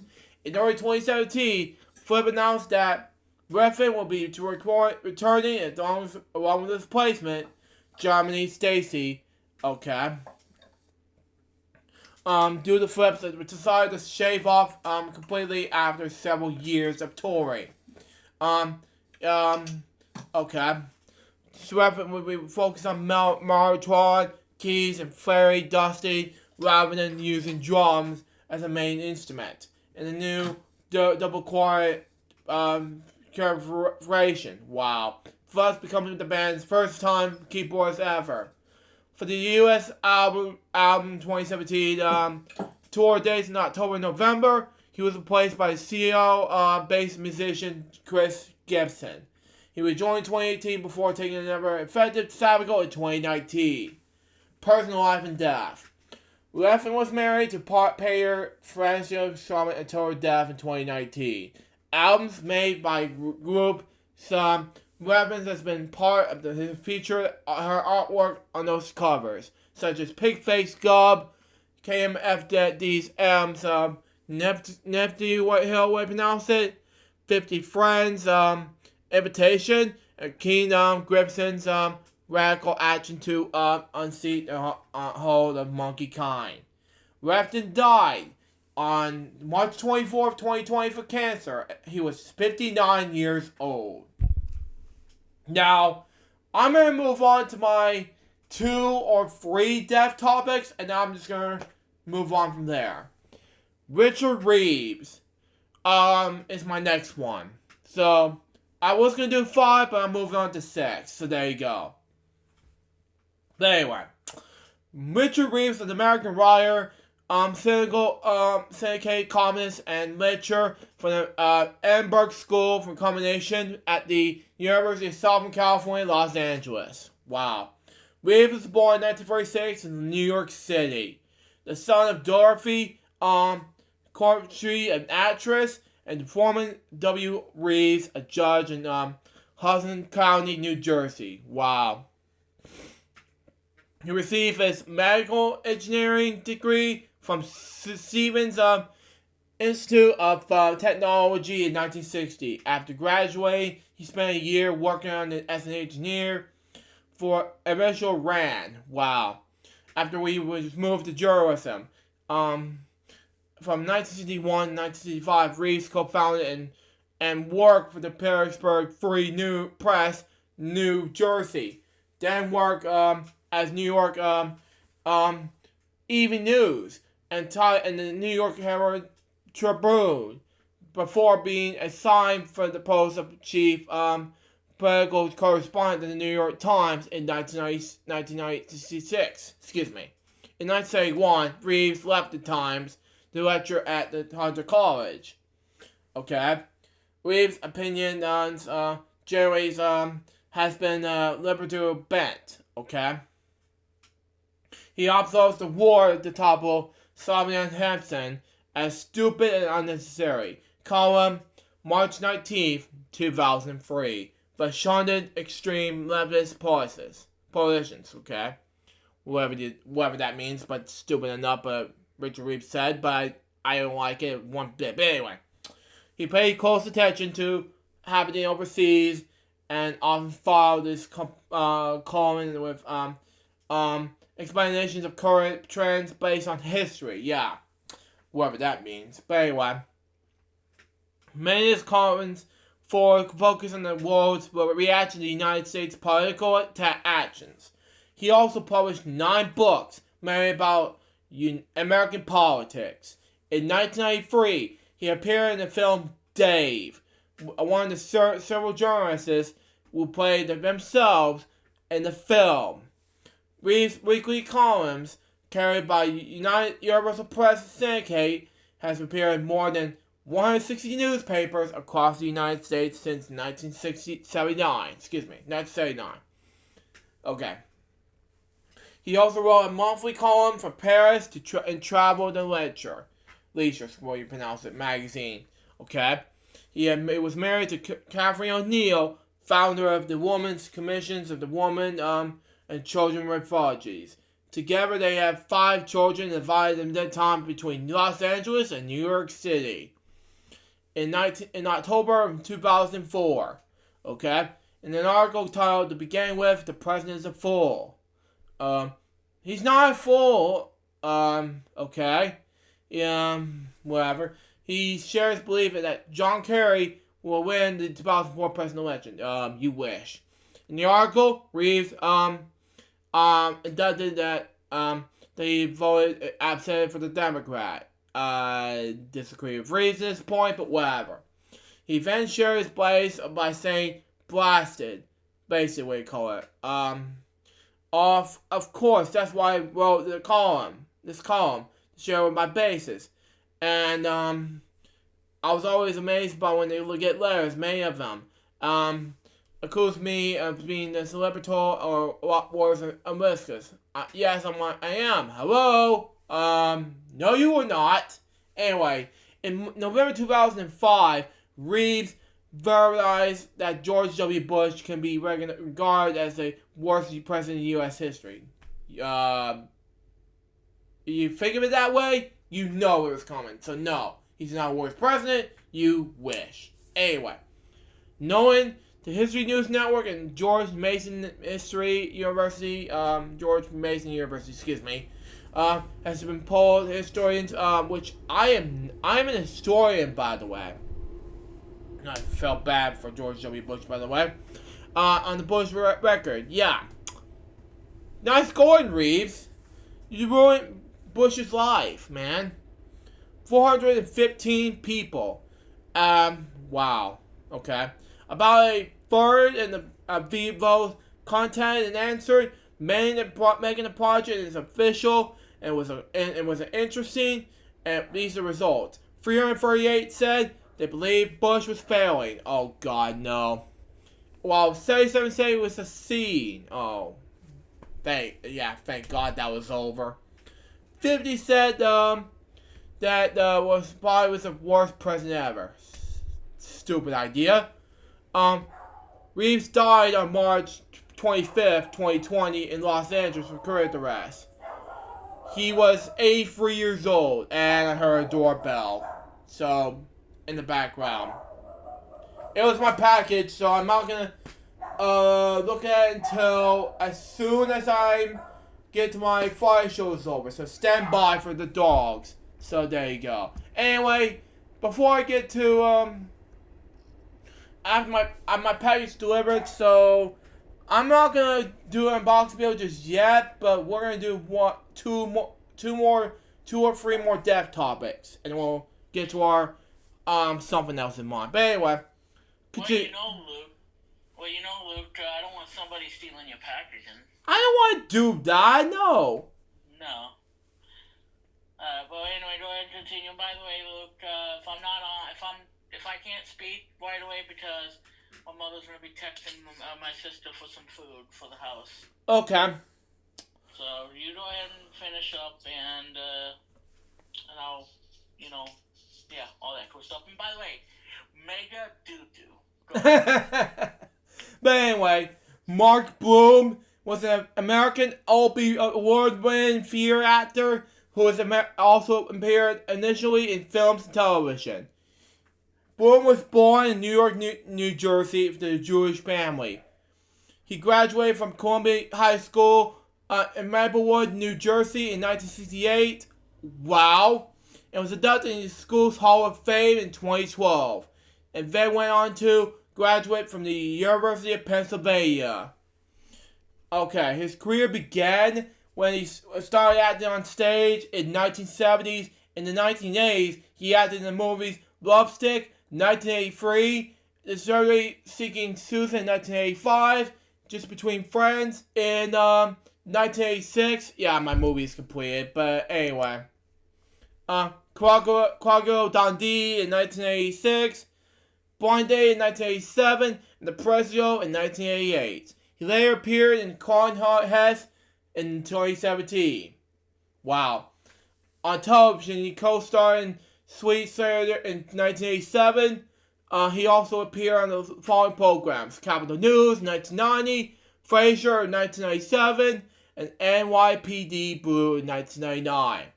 From 2014 to 2018, he appeared in Mozart in the Jungle. He won an Obie Award for his performance as Al in the Playwrights Horizons production of Albert I want to pronounce this word, play Gus and Al during 1988 and 1989 season. On Broadway, he appeared in Neil Simon's Locks and Yonkers, Gore's Videos, The Best Man, and Richard Greenberg's The Misfit Pronounces Word Parties. Now, in 2013, he appeared as Max in the final stages production of The Model Apartment. Blum was only on the financial of the HB studio in New York City. In 2018, Blum was cast in the retro role as Ivan Mooney in the former Lifetime thriller series You. He regularly acted in as Pirates Horizons an off-Broadway theater in New York City. Blum regularly appeared on off-Broadway, including the revival of 12 Angry Men. He recent Broadway credits included Intimates Parties, Gold's Videos, The Best Man twice, and Neil Simon's Lost and Yonkers. Blum was adapted to the screens Actors for Gold, having served in the New York and national boards. Personal life and death. Blum was married to actress Janet Zarish, who appeared on television as nationally banned as on the world turns, and as Lee Hoffman on One Life to Live. Blum died at New York Hospital on March 25th, 2020 from complications from COVID-19 at the age of, he was 69 years old. Now, I'm going to go ahead and do one more death topic. I'm going to save one more for another time, but for now, let's do Kenny Rogers. Since Billy does not have the time for me to figure out what's going to happen next to Kenny Rogers, shall we? So we got. But anyway, I'm not going to read the rest of his Kenny Rogers topics, so yeah. And anyway, let's do it right now. He was born at the Fort of Day for Children on August 21st, 1938, in Houston, Texas. Yeah, my mom was born there, by the way. His parents was Lucille Lewis, Nee Hester, 1910 to 1981, wow, a nurse assistant, and Edward Floyd Rogers, oh yeah, my project's also completed, by the way, 1904 to 1985, a carpenter, wow. Rogers was said to be an Irish and Native American industry, wow. Rogers attended Washington High Elementary School, George Washington Junior High School, and graduated from Jefferson Davis High School, now known as Northside High School, in 1956. In 1949, Rogers was on a talent show at the Texan Theater. He served as a busboy at the Rice Hotel and swept floors at the hat store for $9 a week. He later attended the University of Houston. Wow. His early career began in the recording career dated back in the 1950s. Rogers moved to the teenage rock and roll to country rock to become a country pop crossover artist of the 1970s and 1980s. If you watch this, Billy, he had a minor solo hit in 1957 called That Crazy Feeling. After sales slowed down, Rogers joined a jazz group called the Bobby Dole Free, who got a lot of work in clubs thanks to a recently fan following. The group recorded for Columbia Records, They disbanded in 1965 and 1966 jazzy rock single Rogers recorded for Mercury Records, okay? Called Here's the Day That Rainy Day. Failed. Wow. Rogers also worked as a producer, writer, and session musician for other performers, including country artists Mickey Grilly and Eddie Harnold. In 1966, he joined the new Christian Ministries as a singer and a double bass player. Okay, we'll just go ahead and close this up. But anyway, feeling that the Minstrels were not offering the success they wanted, Rogers and fellow members of Mike Sale, Terry Williams, and Felba left the group. They formed the first edition in 1967, later renamed to Kenny Rogers in the first edition. Wow. They were later joined by Ken Vasey. Okay? They clock up a string of hits on both the pop and country charts. It couldn't just drop in, to see what condition my condition was in. Wow. Rogers leads vocals and bass, and famously used in the dream sequence of the Coen brothers with the big Bukowski. But you know I love you. Rudy, don't take your love to town. Tell it all, Blubber, Rebellion James, and Something's Buried. When the first edition disbanded in 1976, Roger launched his own solo career. He soon developed a more middle-of-the-road style, that sold to both pop and country audiences, which is Pittsburgh's giving me, but if you watch this dad, but this is for you, country music style for you. But anyway, he had charted more than 60 top 40 hit singles, including 2 number ones, Lady and I Was in the Street. His music also been featured in top-selling music soundtracks such as Convey, Orman's Cowboy, and the big Lesbowski, way to pronounce it. But anyway, solo career.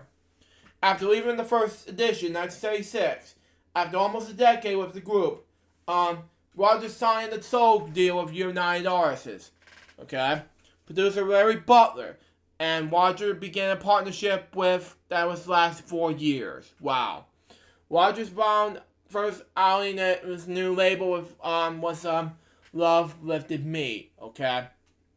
Yeah, I'm charted 2 singles, Love Lifted Me, and While the Feeling's Good were minor hits.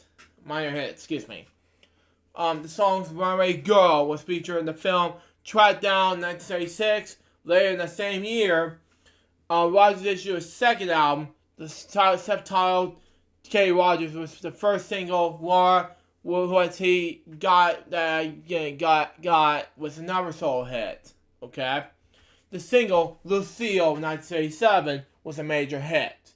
Mother's favorite. Yeah. Which is number 1 on the popular charts, pop charts in the 12 countries. But selling over 5 million copies and formally establishing Rogers' first edition career. Wow. On the strength of Lucille, the album Kenny Rogers reached number 1 on the Billboard Country album charts. Most success was to follow. Including the most multi-platinum selling album, The Gambler, which is, if you watch this video, one of my favorite songs. And the other international number 1 single, Coward of the Country. Taking the Coward of the County, and that's my mother's favorite song. Coward of the County. Okay.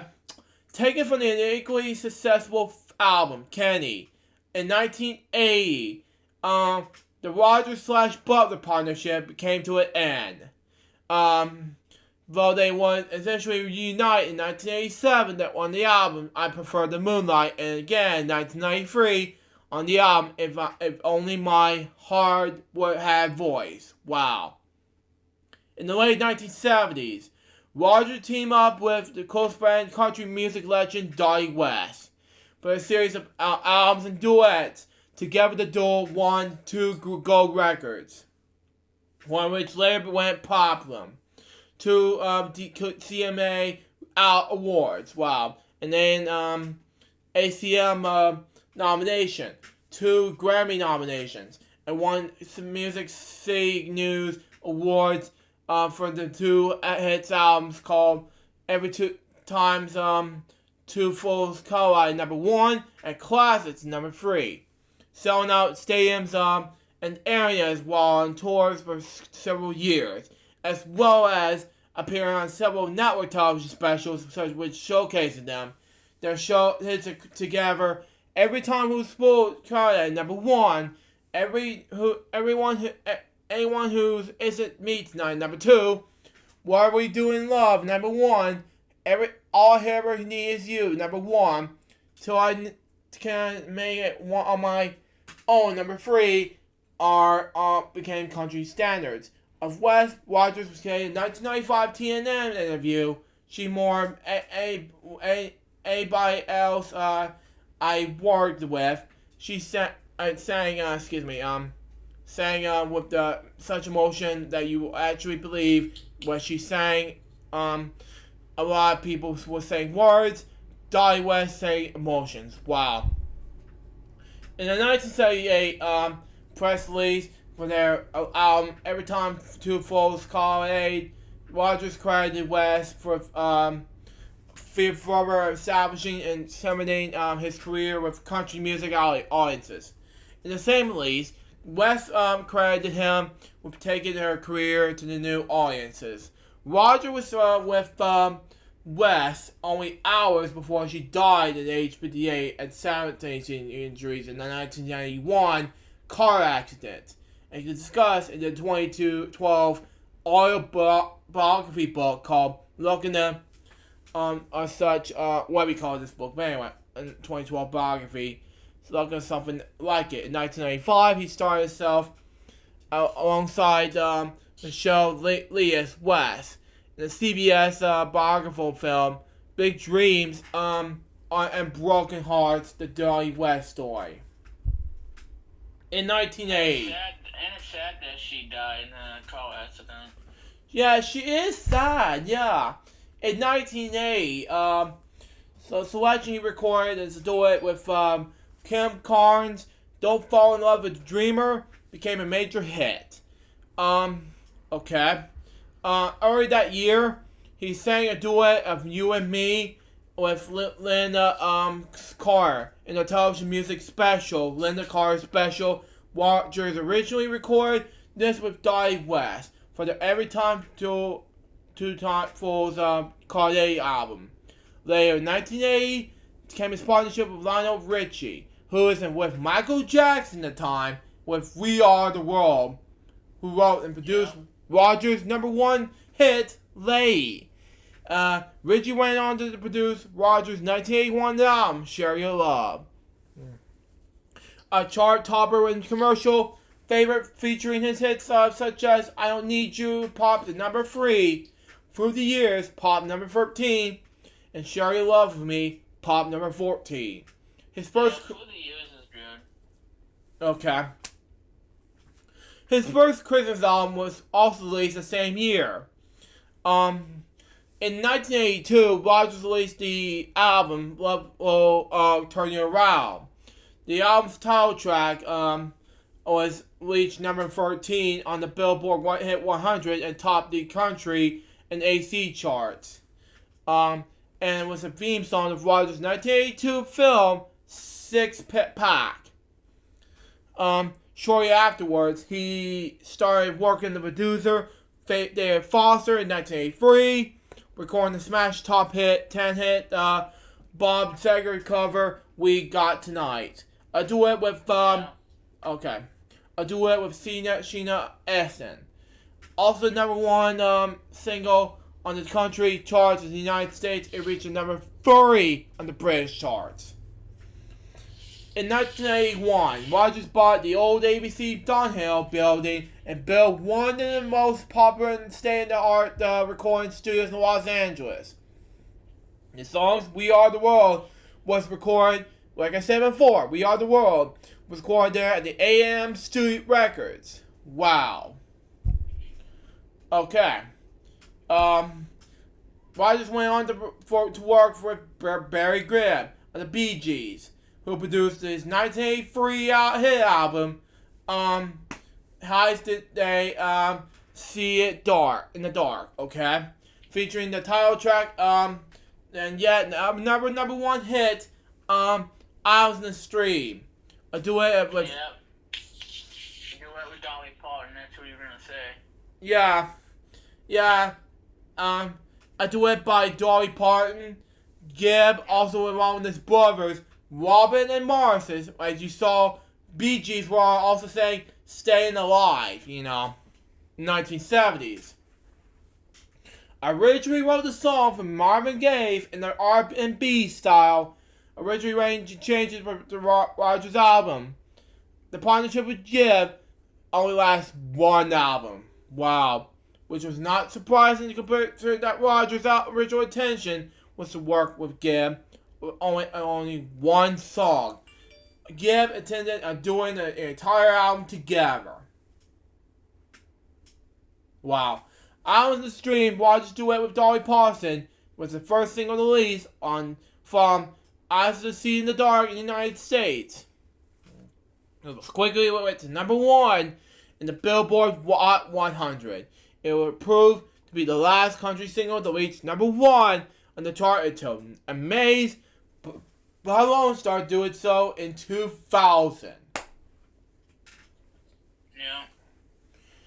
As well as topping Billboard's country and those category single charts, it was confirmed that Platinum was the Recording Industry Association in America, which was shipping 2 million copies in the United States and America.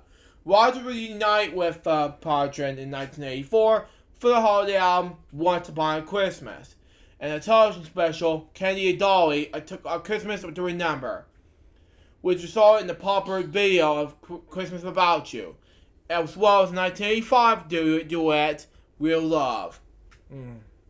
Okay? Which also topped the U.S. country singles chart. The two would continue to collaborate on initial projects throughout single years, what we now say. Including 2013 duet single, You Can't Make Old Friends. Despite the success of Islands and the Street, however, the RCA Records insisted the release of Eyes title track as the first UK single. And the song style, that's a disappointing number 61 there. Wow. How embarrassing. Yeah, it's bad. Although it did say it was a top 100 for several weeks, which was initially released in the United States. It was more successful, charting how high in the community chart and making it up on the country top 30. Out in the Streams was issued a follow-up single in the Britain and so well, making number 7. The album itself reached number 1 in the country charts on both sides of the Atlantic and enjoyed multi-million sales. Buried Treasure, This Woman, and even Star/Million Summer Nights were also been all successful singles from this album. Shortly after they came, what do you say? I said that's good. Okay. Shortly after they came from the album, What About Me? A hit was title track, 12 performance with James Instagram and Kim Carnes, we pronounce it, but anyway, was nominated for a Grammy Award. The single Crazy was not to be confused by the Willie Nelson pen Patsy Cline hit, topped the country charts. Wow. David Foster was to work again with Rogers in the 1985 album, The Heart of the Matter. Although this time Foster was playing backing music rather than producing. Wow. A role given to George Martin. This album was another success, going to number 1 with the title track, making the top 10 category in the single charts.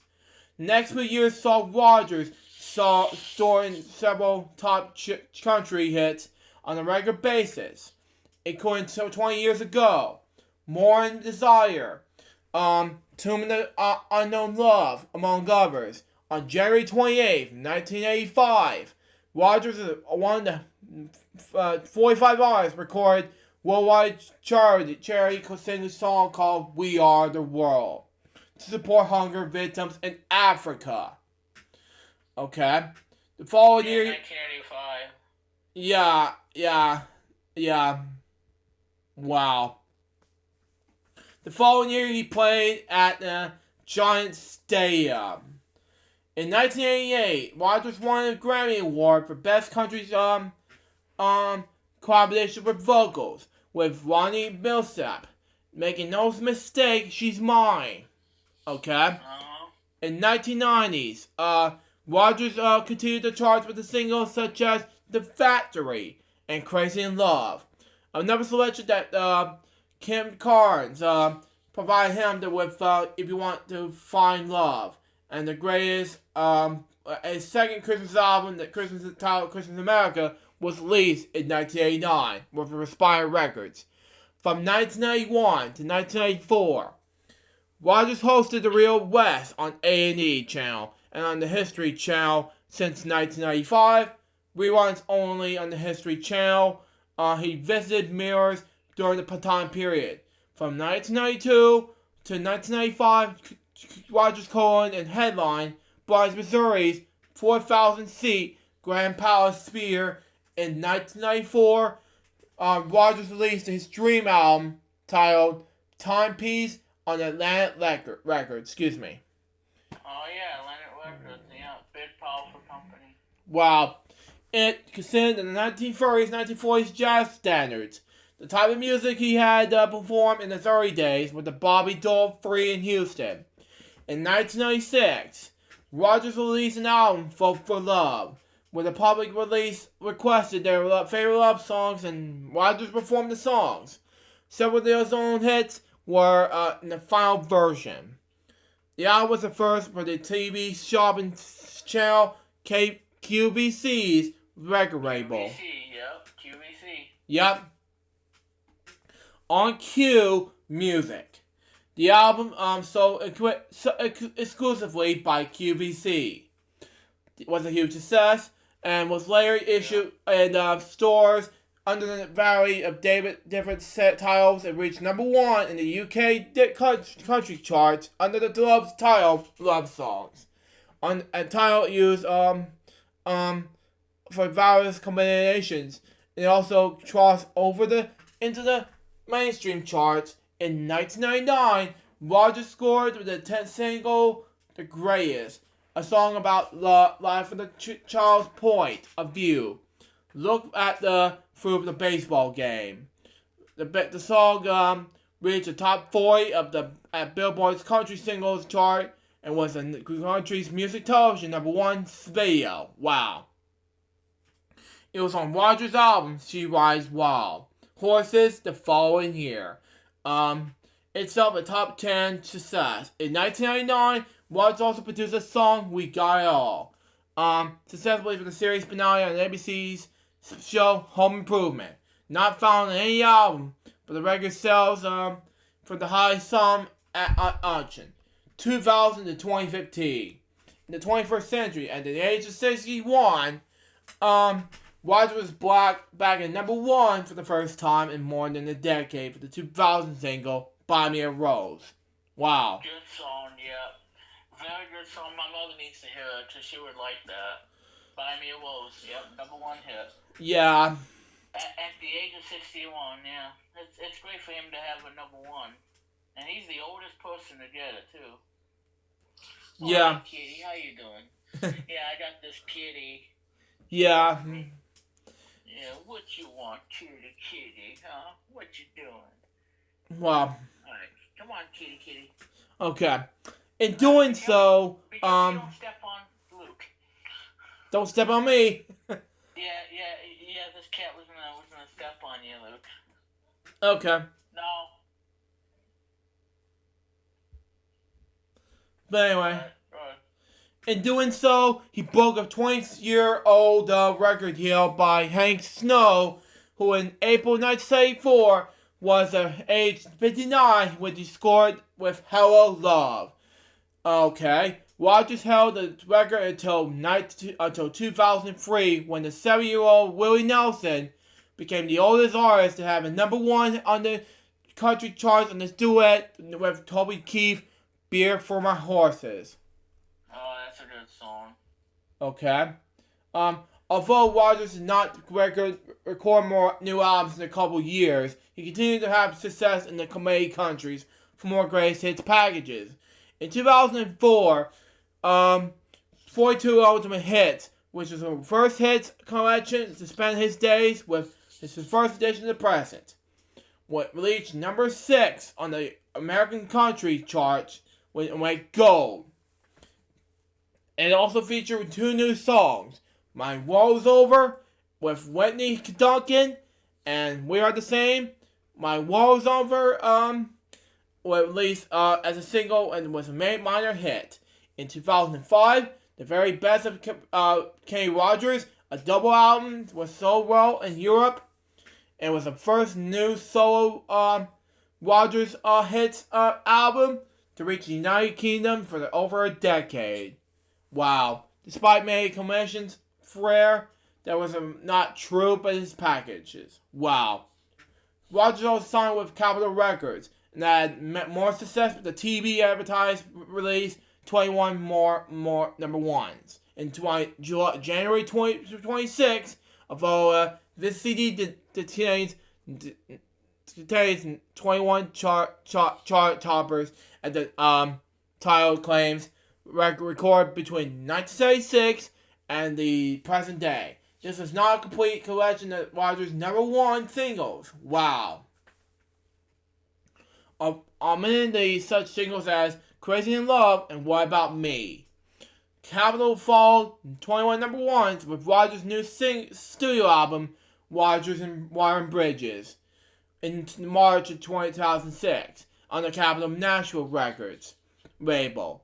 The first single from the album was I Can't Love You.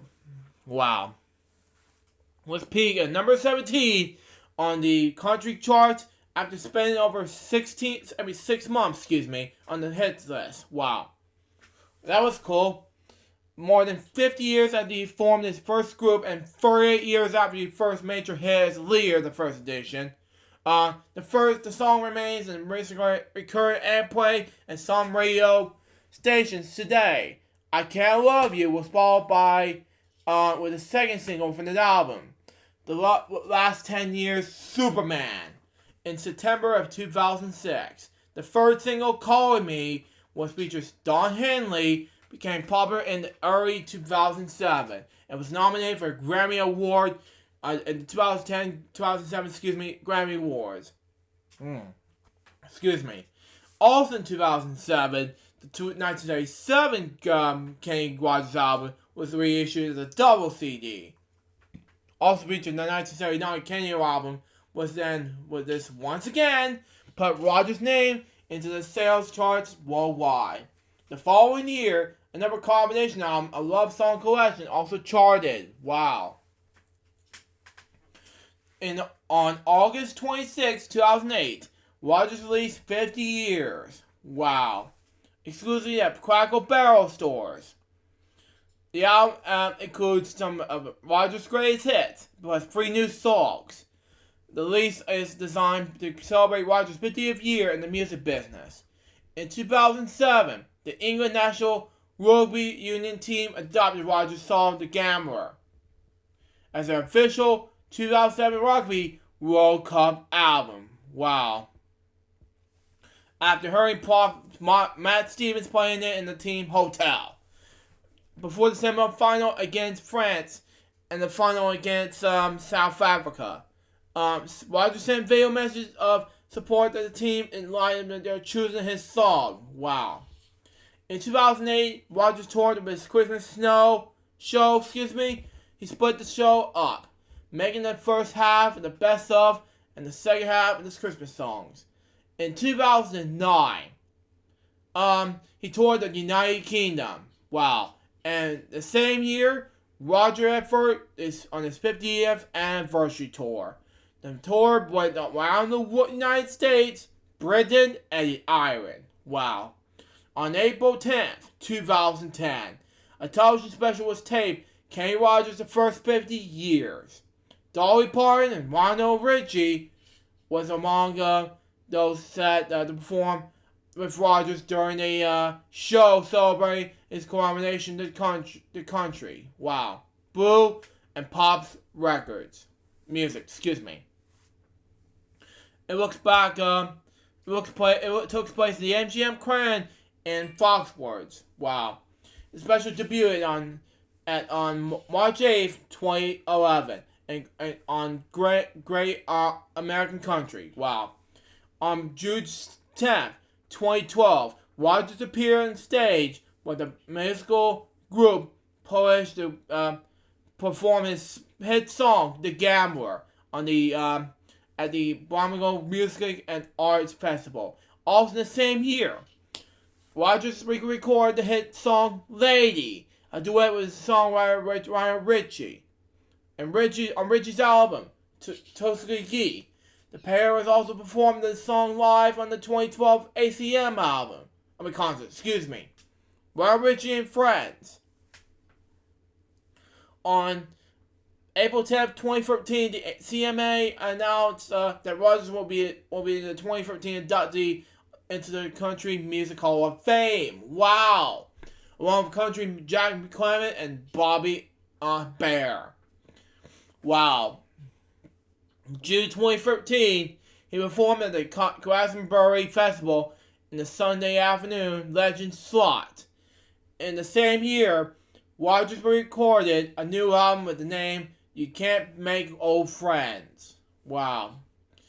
This album included the title track, a new duet with Dolly Parton, which is his first single released in 6 years.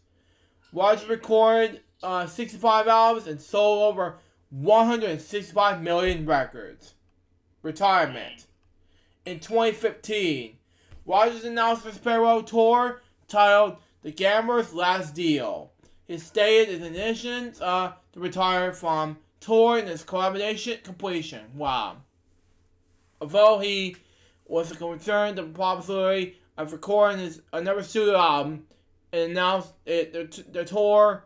Rogers stated at the time that his farewell final tour and appearance will be on NBC's Today Show.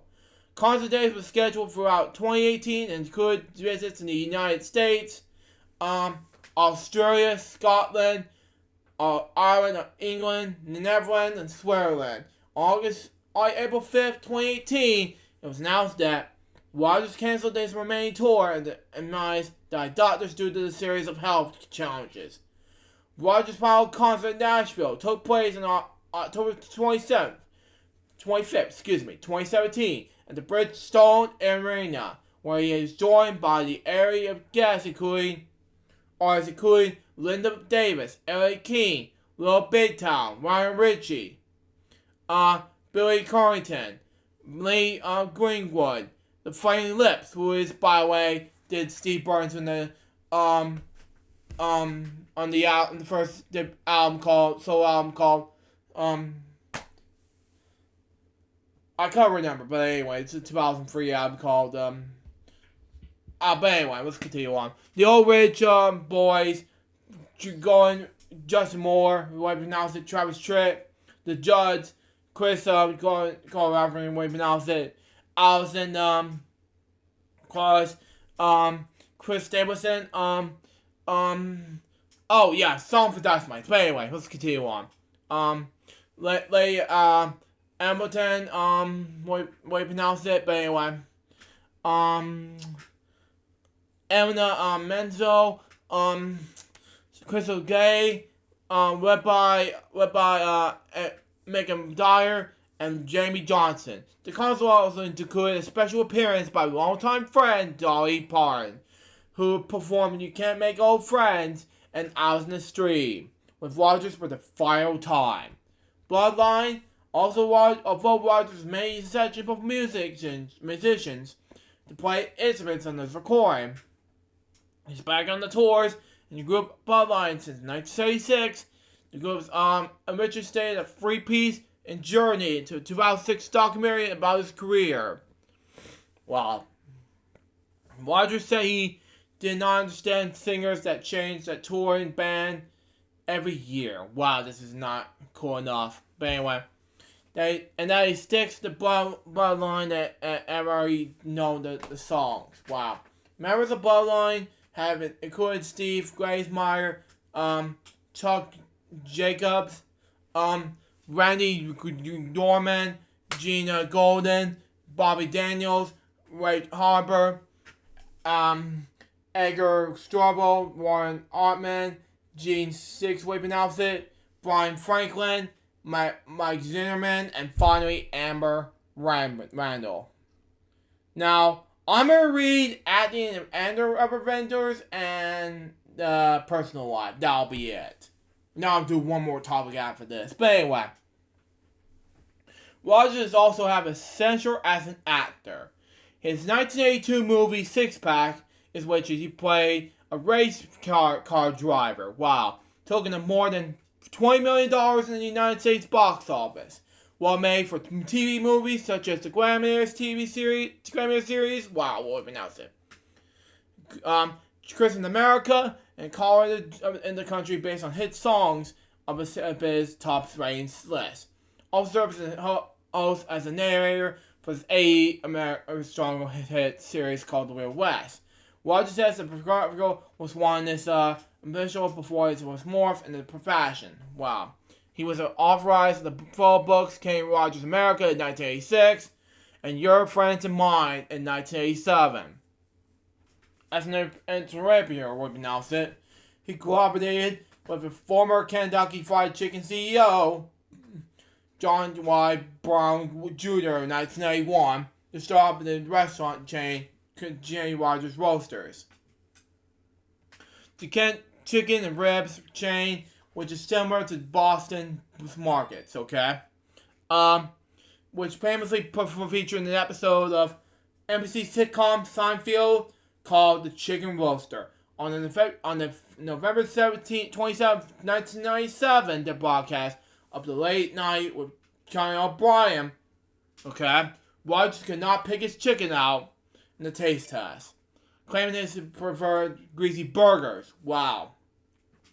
Season 4 of the television series Fresh Off the Boat was the spits of the chain of its own a share of Louis Hong's Kelman's Ranch restaurant and then filed for bankruptcy. Oh God.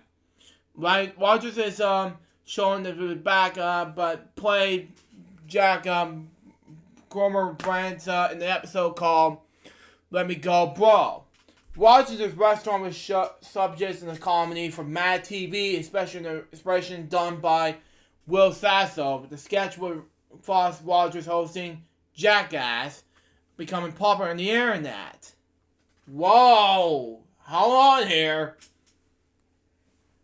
Rogers put his name in the Gamer Chess Company, a sprint car racing manufacturer started by KFCK Swagger, we pronounce it, in Harrisonville, Tennessee. Wow, we pronounce it. But anyway, the company used for this name from the Rogers hit song The Gambler. Wow.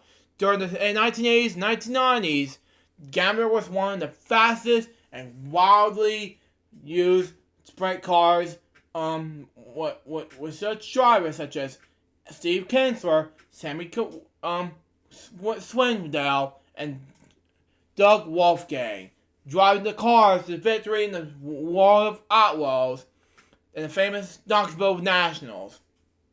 Gambler sprint cars were also successful in Australia, and with the drivers with success such as Gary Rush and Steve Barger using gamblers to win multiple Australian sprint cars championships. Wow. Rush has also used a gambler chassis to win the unofficial 1987 World Sprint Car Championship at the Charmiel Speedway in Perth, Western Australia. Wow. Rogers appeared in the 2004 episode The Reno 9/11 as himself being subject to uncommitted security provided by Star Trek sheriff's deputies to combat the effort. Wow. In October 2012, Rogers released a book called Luck of Something Like It, a memoir about his ups and downs in his musical career, while Mike Blanky, as read in the novel, what were the chances that at least on September 1st, 2013. In 2014, Rogers appeared as himself in the Geico commercial, singing part of the song "The Gambler."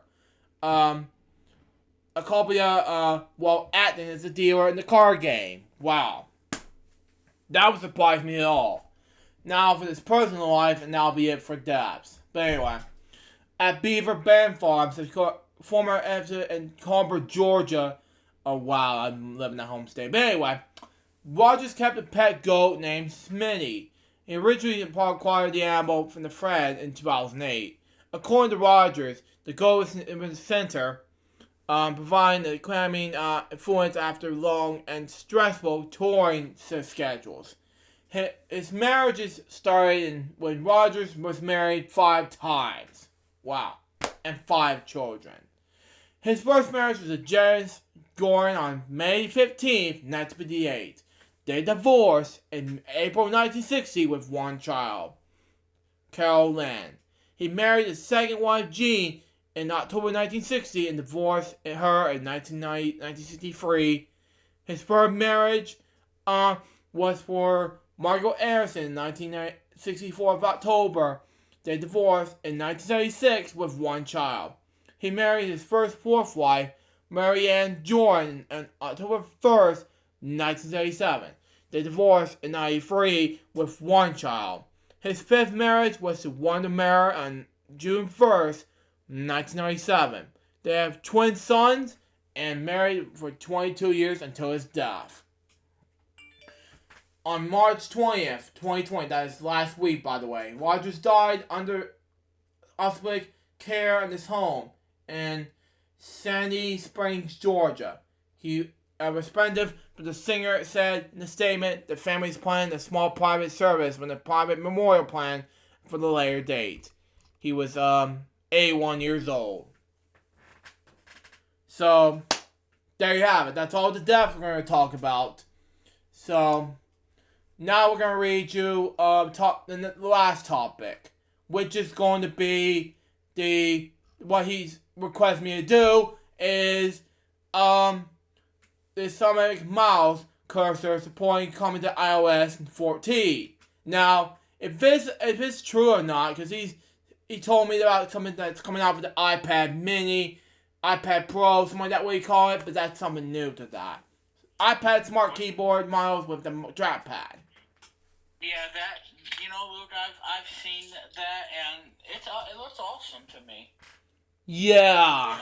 Having a trackpad support on an iPad and having mouse, that's really going to be a game. Well, I don't know if it's a game changer, but it's really going to bring something new to iPad, to give it new life. Yeah. According to...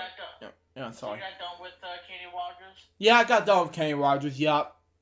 Yeah, it's pretty sad. He's going to be dearly missed, and awesome, yeah, he's a legend. But anyway, Luke, I'm going to have to step out for a few minutes because my mom has to get a hold of my sister, because she wants something to eat. So I will probably call you back, right? That's fine. So you go ahead and finish up with your topic and do whatever else you got to do, alright? That's fine. 4 hours and 36 minutes. Holy crap. Wow. on Facebook Messenger. That's a record, Luke. That's a big record. Yeah, while I was doing those from 2020. Yeah. Yes, it is. First time ever. Okay, so I'll be right with you, Luke. I'm going to end the call, and my mom has to use the phone. So I'll be right with you probably, and go ahead and finish up, continue on, and there you go. That's fine. Alright.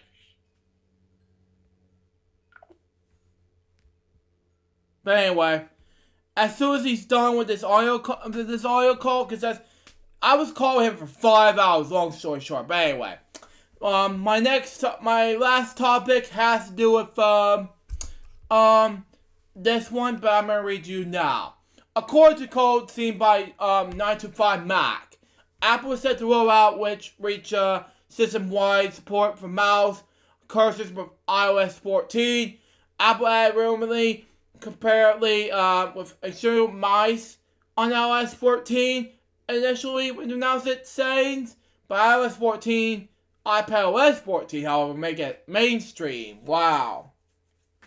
The iOS 14 bill also referred to new smart keyboards, models in development. More mouse cursor support on iOS 14 after the break. The changes come in the software will bring most of this cursor features you recognize from the Mac desktop experience to iOS. One difference may be that the pointer disappears that automatically after a few seconds. Wow. After not touching the connected mouse or trackpad, a connection to touch first experience of the iPad. Wow. It will reappear when the user attempts to move the cursor again. Okay. This includes support for multiple pointers depending on what is been overheard over, like switching from the standard arrow pointer to a pointing hand when over links. Okay. It's a possible these HBIs could have been automatically translate over the Mac apps. Wow, including Catalyst, which currently lacks an API for changing models and cursor type. Okay, Apple is also developing support for Mac-like gesture. Okay, like tap with two finger to click. The pressure of new smart keyboard models and these gestures heavily suggest that the keyboard initially will feature a standard laptop-like trackpad. A tap to click setting is also present, which includes would pronounce it the trackpad, which will have some sort of depression, probably with some kind of having feedback. These are two smart keyboards models industrialists referred and the code, okay? Referencing the code, suggested that Apple is preparing to roll out the industries to multiple models of the iPad. Although we could not find any information on the physical shape of the new industries, what you pronounce it, this code findings and does imply that the standard laptop-like design with key above a large trackpad below. And that's all my topics for today. Now let's move on to what I've watched on Disney Plus. And that is, of course, I got to watch season 3 to 8 and season 3 episode 8 through 18 of Recess on Disney Plus. Now, I'm going to cancel one of the games because I have no idea what's going on with this. So let's go ahead and once I get done with this saving things, let's go ahead and spin this wheel and see what we got, shall we? See what we got.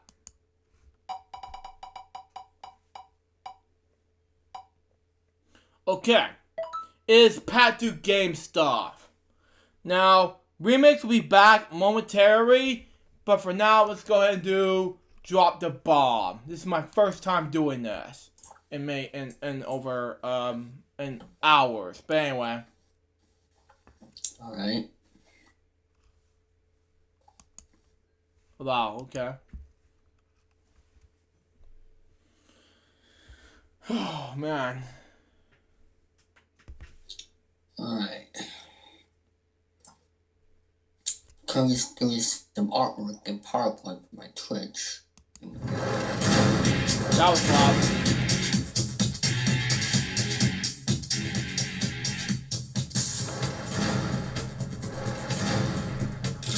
Movies 5 questions for Bomb. Oh my god.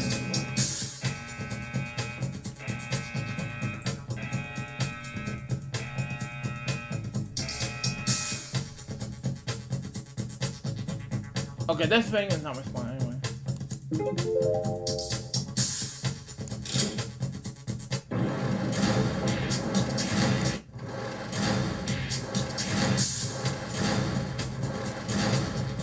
Travel one question for $1,000. Good.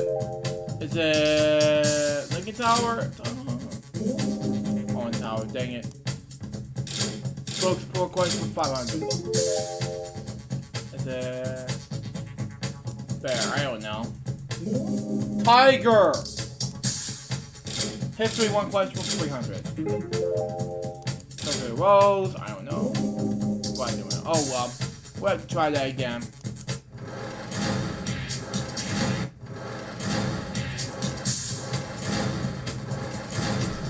Movies 1 question for 300.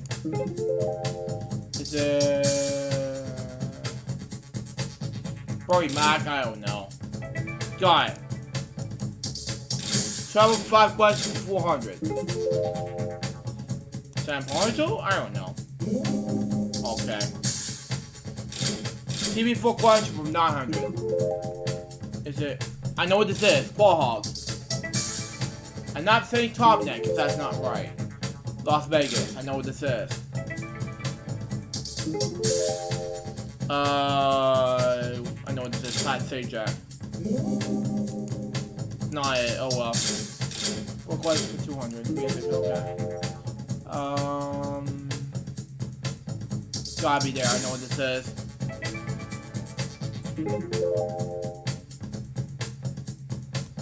John Gibson. I don't know. Johnny Cash. Oh well. 2,300 is not that bad. But anyway, spin the wheel. I'm not gonna do the rest. But anyway.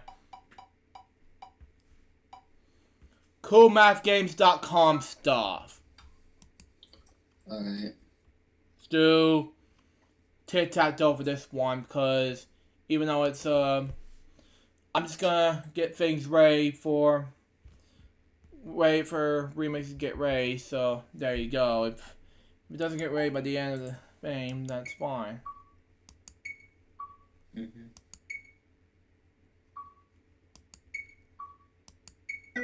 Okay, that's a tie.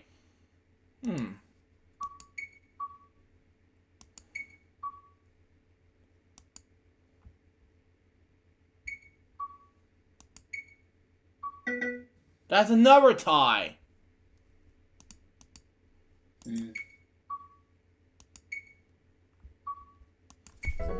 Yes!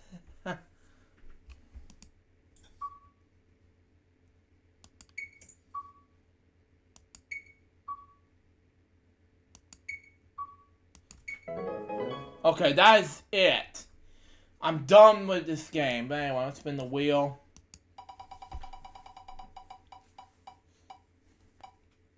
I already did this.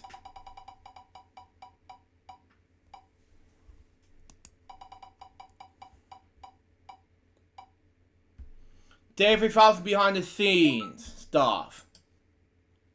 Alright. So I was gonna wait for Remix to come back, but for this one.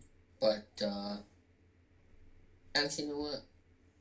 Let's do this for the last segment so we can save this for Remix if that's okay. That's fine.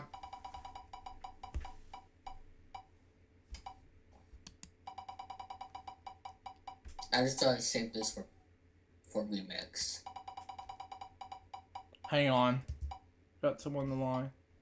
L4GS TV's game stuff. Alright. I'm gonna add Remix to the line. Hang on. One moment, Remix.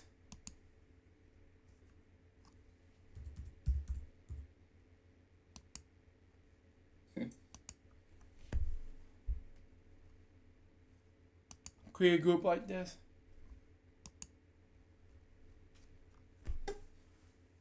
I'm back. Yeah, you're back. Yeah. So I guess after the L4GS2 game stuff, we could do my behind the scenes if that's okay with you, Luke. Yeah, that's fine. Alright, so what's the first L4GS2 game we're gonna do? We're gonna do money cards. Alright.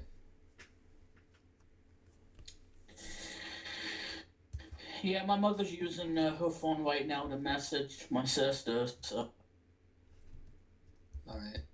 That's why I'm on the tablet. Okay. I don't know how to And open this up. I still don't have internet. It's weird. It's gonna get paid. So I can get my internet back. Okay, stand by, everyone. I got difficulties with my cards. Yeah. Mega doo-doo. No. I'm talking to Luke. Yeah, mega doo-doo. Mega doo-doo. Okay. I know, it's funny. Oh, Like, mega doo-doo. Much like hippopotamus. thank God. Big fat It's a hippo. 5. Ooh, okay. Nothing. Yeah, see, my mother hears me and she thinks I'm talking. $2,000. Oh yeah, play your cards away and you win a lot of money. Oh, busted. Oh, well. Yeah. No. I don't know.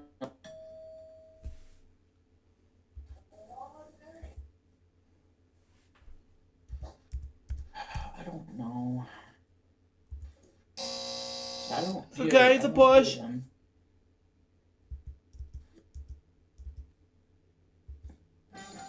Yes! $60,000! 16. Yes! Super Scratcher now. Yeah, super stretch my back. What?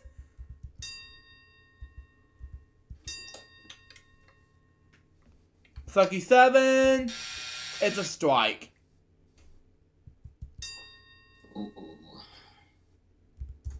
Alright, let me switch my computer. Okay, Cherry's at $10,000. It's not bad. Next up, we got Danger Color. Buy you a lot of ponies for that one. Oh, God. Yeah, a lot of ponies and saddle up book. I'm gonna choose green for that one. Ooh, your favorite color.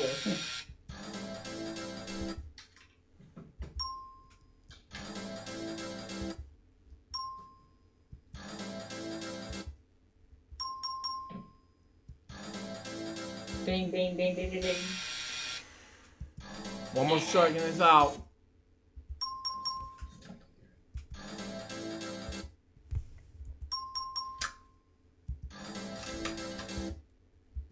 Oh well. Home stretch time, and we're gonna do $50,000. Not bad. Anyway, 12. Sucky 7. Sucky 7. Yep. 9. Woo! 1. Woo! 11. Oh, that wasn't good at all. Oh, man. 10. It's not bad. Let's see. 8. One more and I'll win $10,000. 6. Okay, that's a neck and neck with red and blue. We're almost there. 2. $25,000. Not bad. But anyway, it's time for Discord talk. Behind the scenes. Behind the scenes. David Files. But anyway, about time. Okay, let me just check that if the video is on my thing. Hold on. I can find this. Okay. I'll just. Yeah, hold on.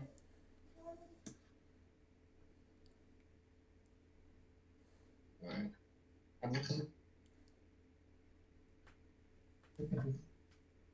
Is actually on here or not?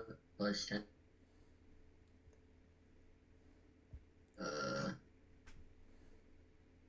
Okay.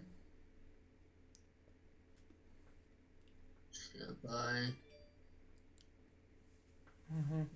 Now let me pick out a game. Okay.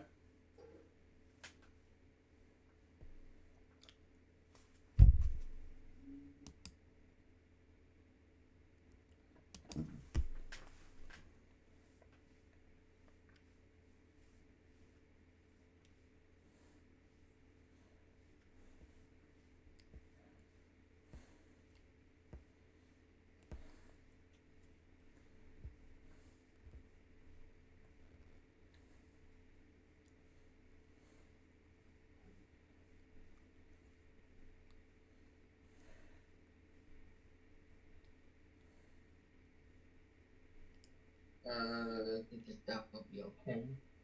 Mm-hmm. I probably could do an online game afterwards, so. That's fine.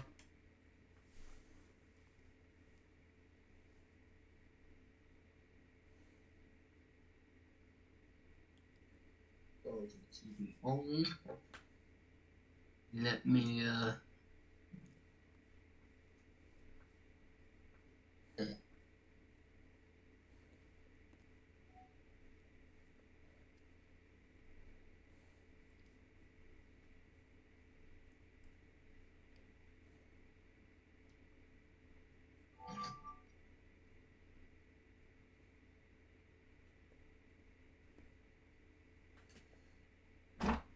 Excuse my forehead.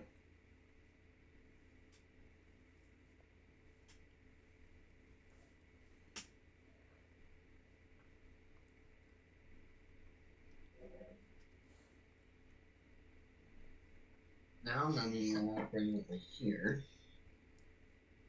That's stuff.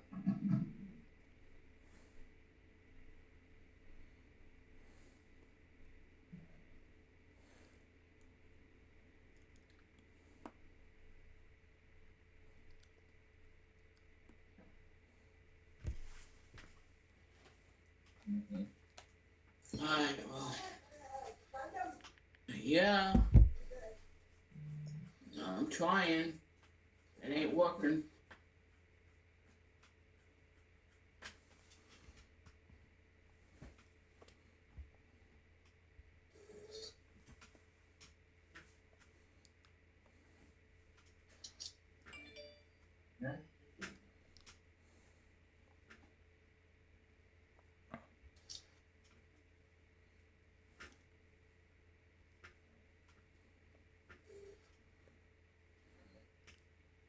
Here. This card here and this person test this card over here and start this month. We have check. Hello guys, I'm speaking to you live from doing the FWL behind the scenes on Discord's talks as we speak. And we also have factor on this one also. We have the next one. There we go. Next This ain't working. one. We got introduced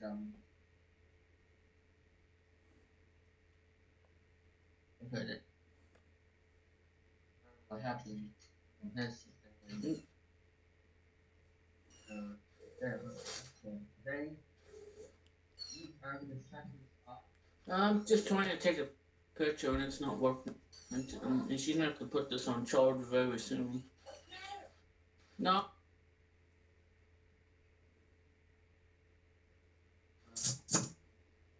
Ow.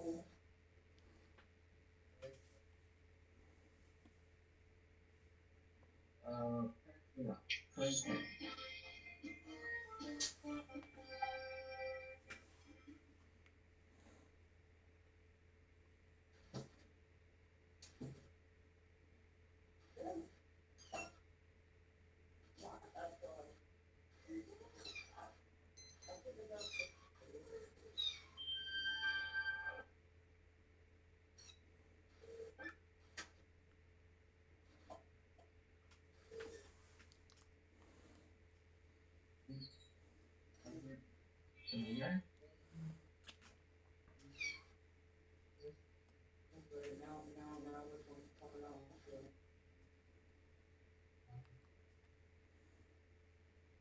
There you go.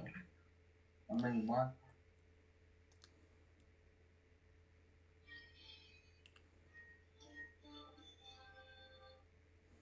This.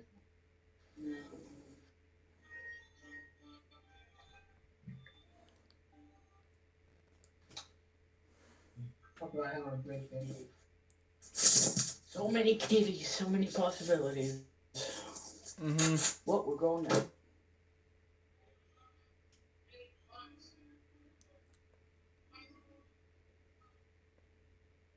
Yep.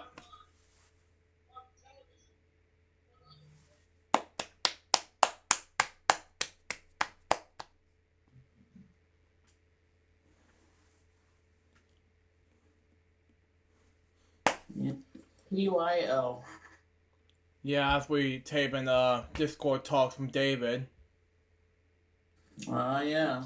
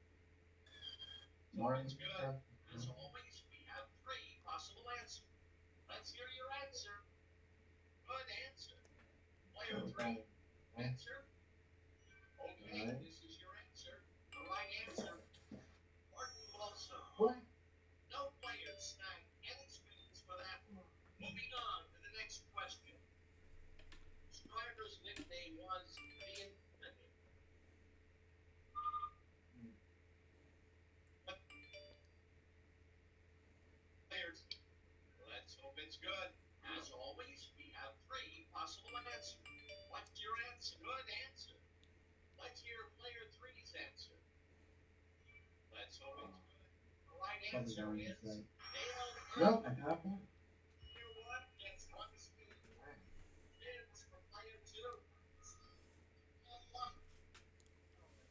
Next one here, and hopefully I can get yeah.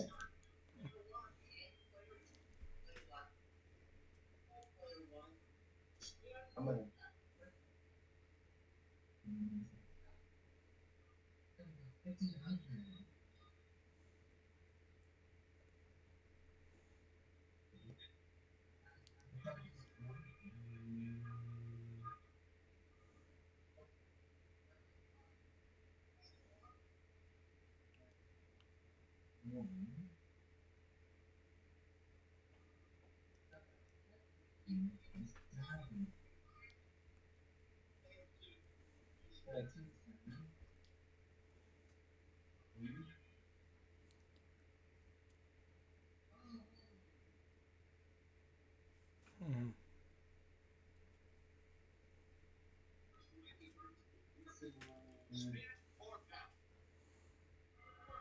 Alright.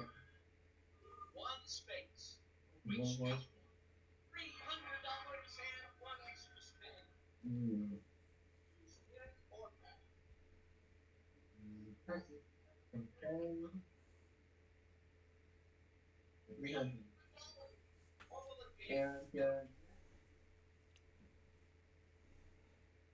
And Bill.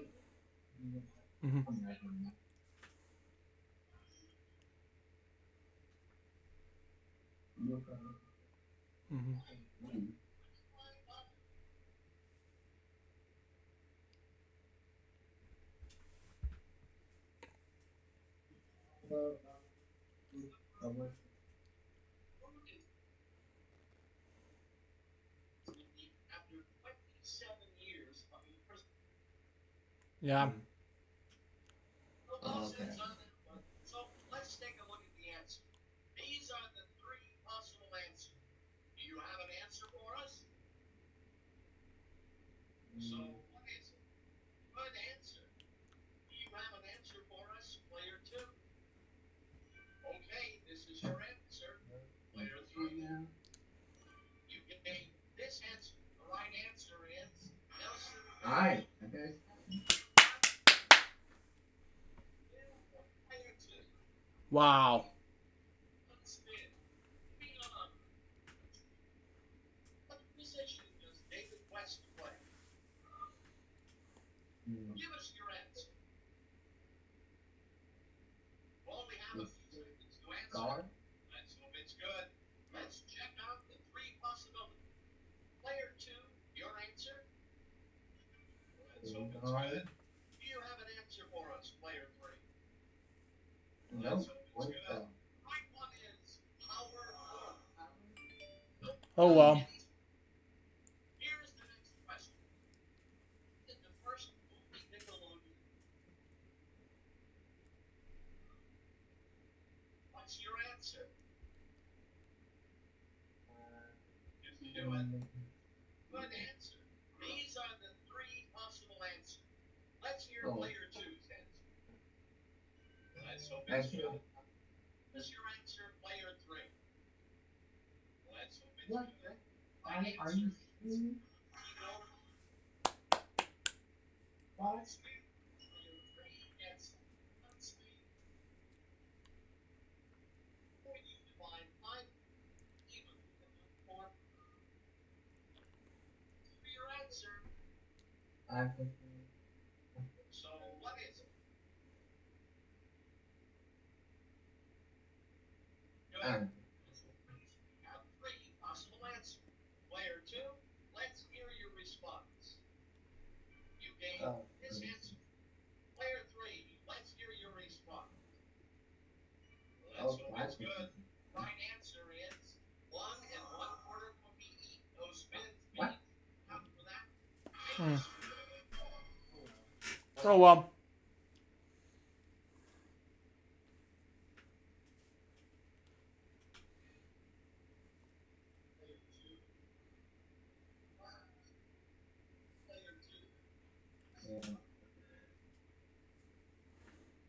That's oh,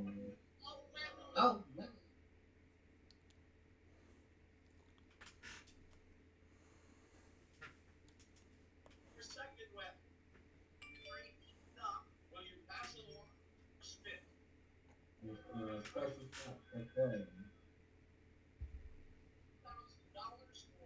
first one learning. I'm just gonna get the 6,000. Okay. Come on, yes, $3,000 in spending.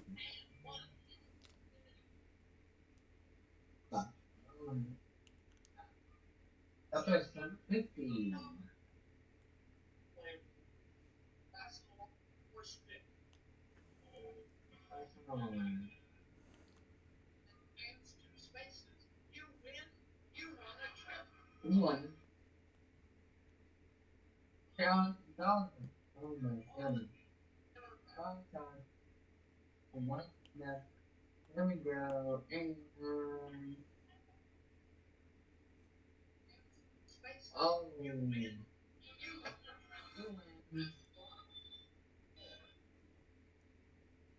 Oh well.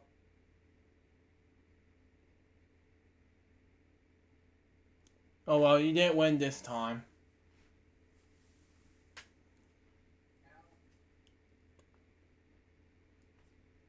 Right. You might play some more. So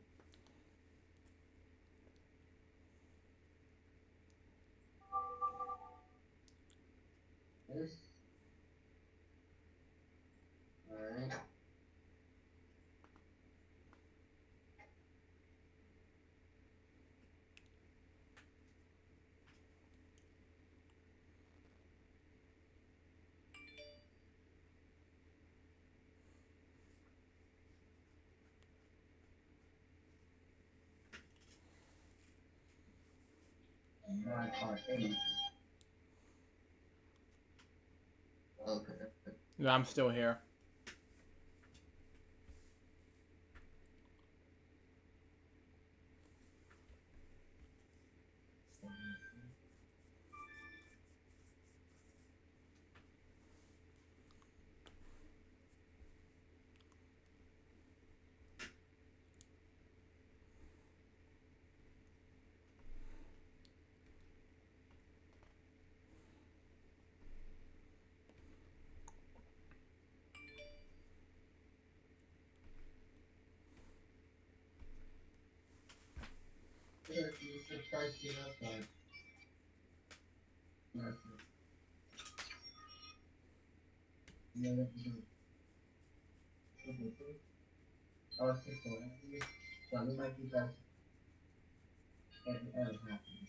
Yep. Here it comes. Yes. Television's most exciting hour of fantastic prizes. The fabulous 60-minute Price is Right.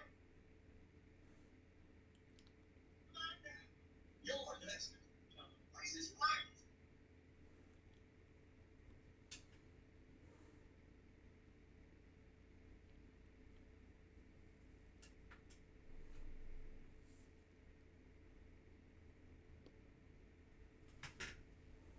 You get to play one entire show, exactly as seen on TV. The contestants run. Sit with the bid closest to the actual retail price of the item, and they'll go over. Wins the item and gets to come up on stage to play a pricing game. It's a lovely Diane set. Experience it. Wow. One single time. These are sure and touch of work here all over Largo International. Start the bid.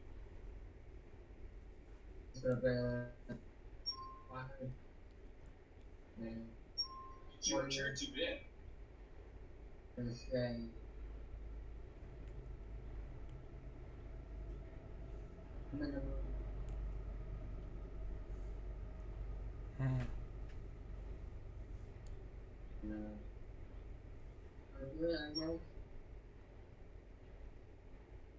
This item's retail prices.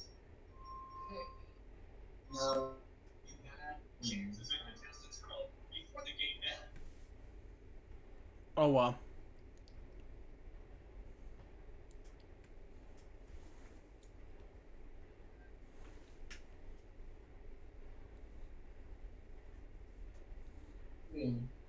Robin who came up with that name because.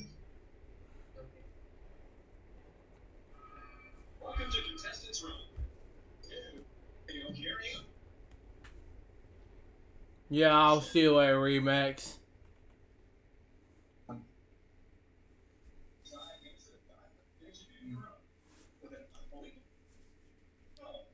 Let's start the bidding.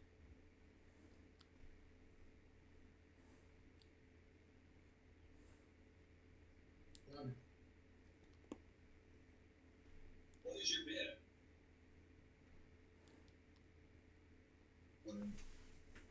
This item's actual retail price is.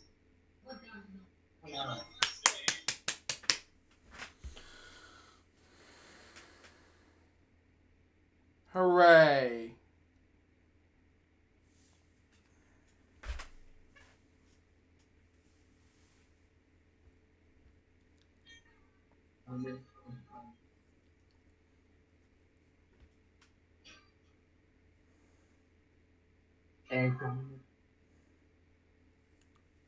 Let's see what you'll be doing. Wow.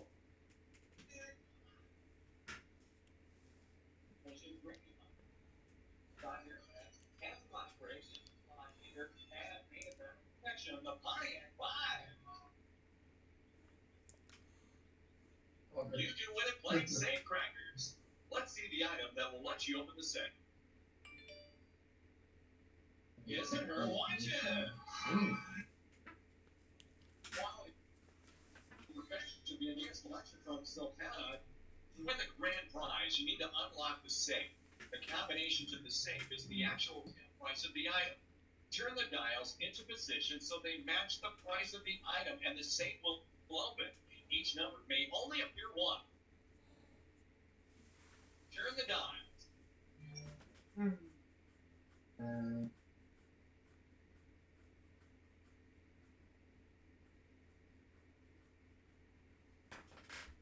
It's harder than I expected.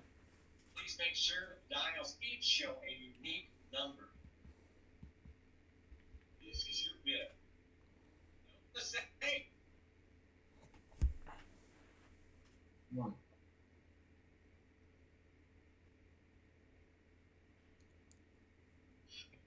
Sorry, you lose.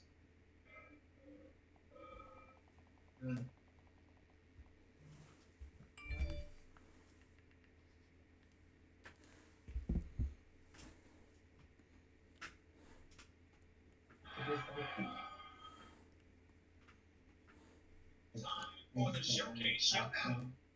You get 2 spins. The contestant closest to not moving over goes to the showcase. If you get $1 on your first spin or the combination of both your spins, you win $1,000 and a chance at extra money.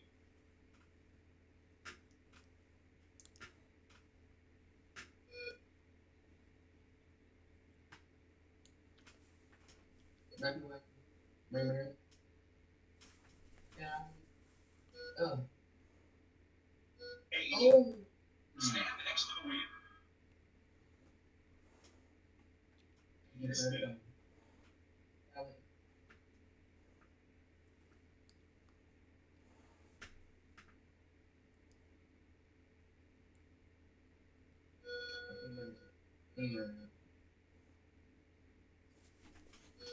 Okay. But 95.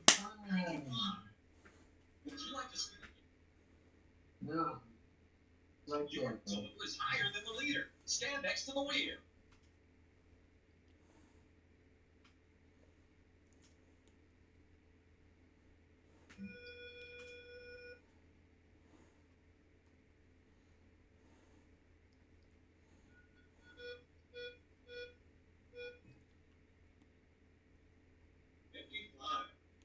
Take your second spin. 90.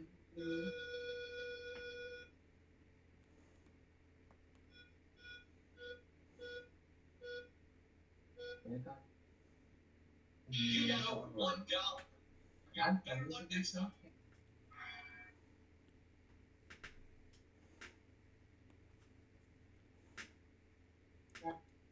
And stuff. Hooray!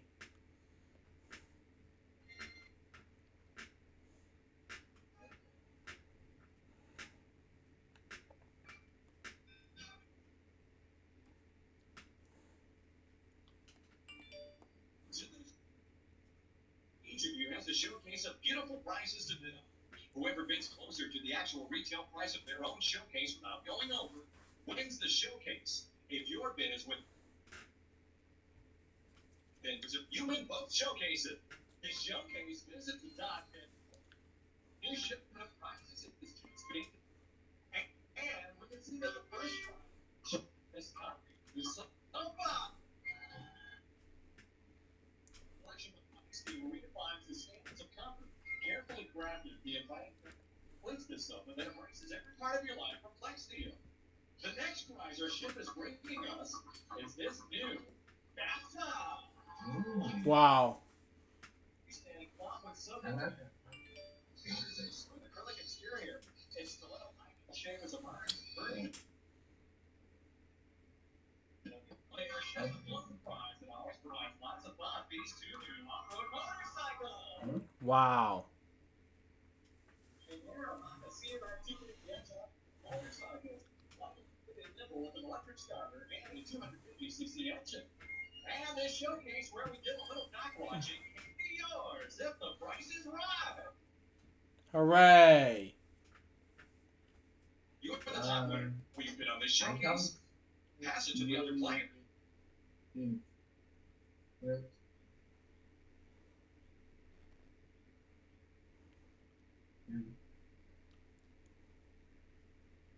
What do you think is the value of your showcase? Your showcase contains prizes for you as we meet Wendy, the workout warrior. And Wendy's so into exercise. She works it into her everyday routine. For instance, if she's feeling ready, she lifts bags of power before using her new range. Wow. Let's do a freestanding gas range that contains 2 self-cleaning ovens. And she makes it a point to practice what she calls the morning stretch, so she won't pull anything when she wakes up in the morning.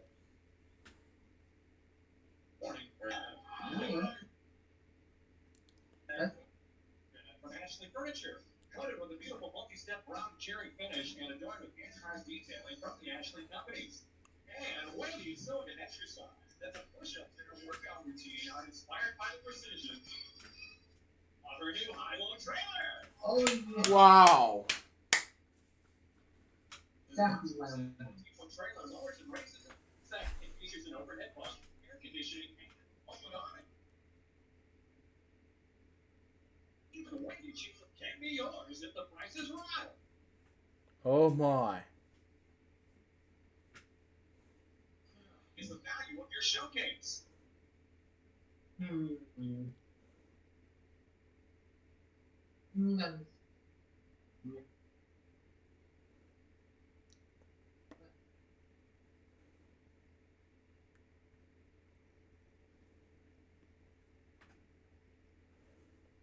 Oh yeah, next Your twice. showcase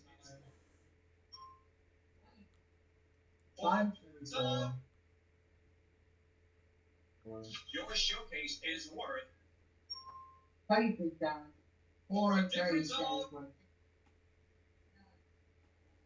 You lost the showcase. Yeah, no, Better luck next time. Oh well.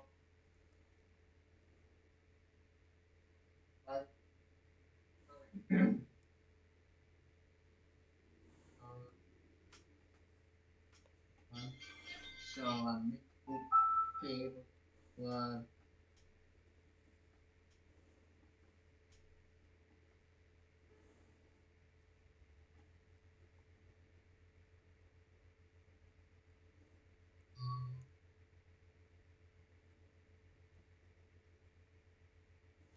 Hmm.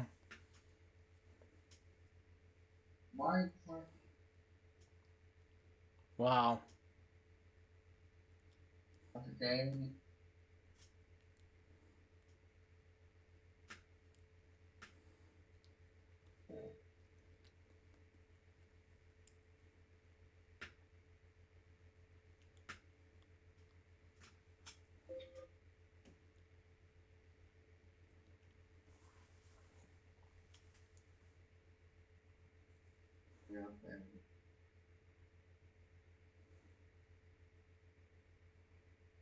Oh well.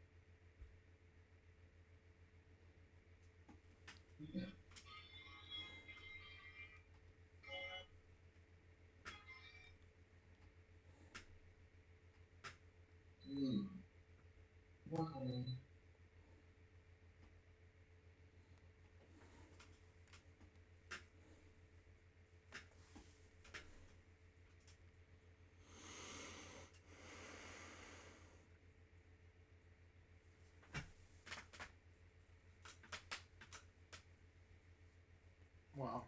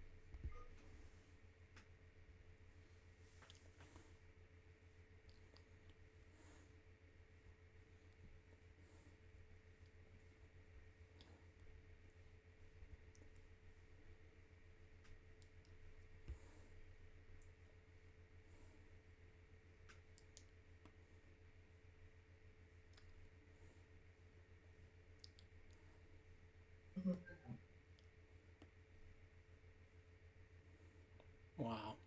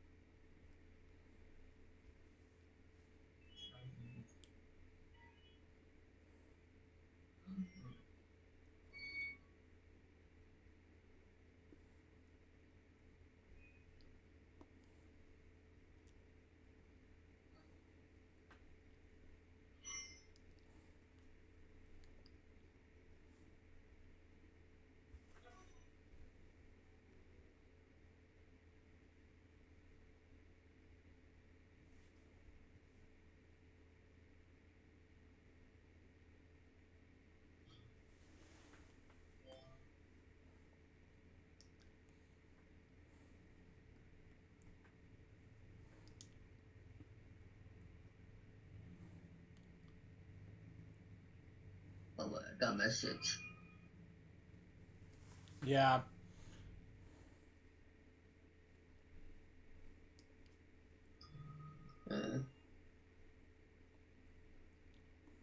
Hold on a second. Yeah, stand by, folks.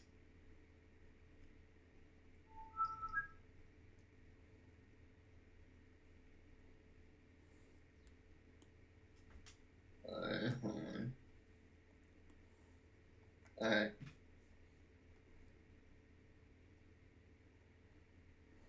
Alright, hold on. There we go. Okay. Yeah, what is your favorite Mario Kart game? I have no idea. To be honest. Yeah.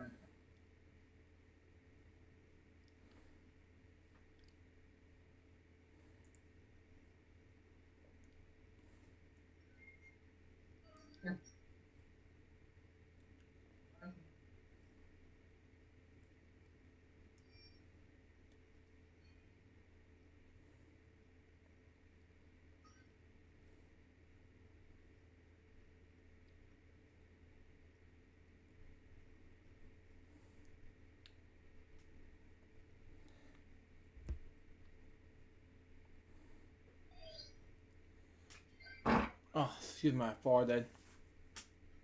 But anyway.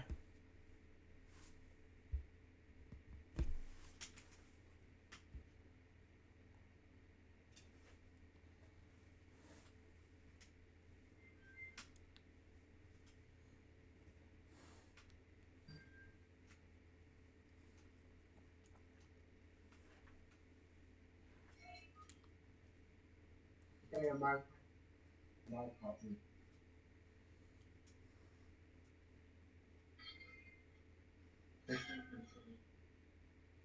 My copy.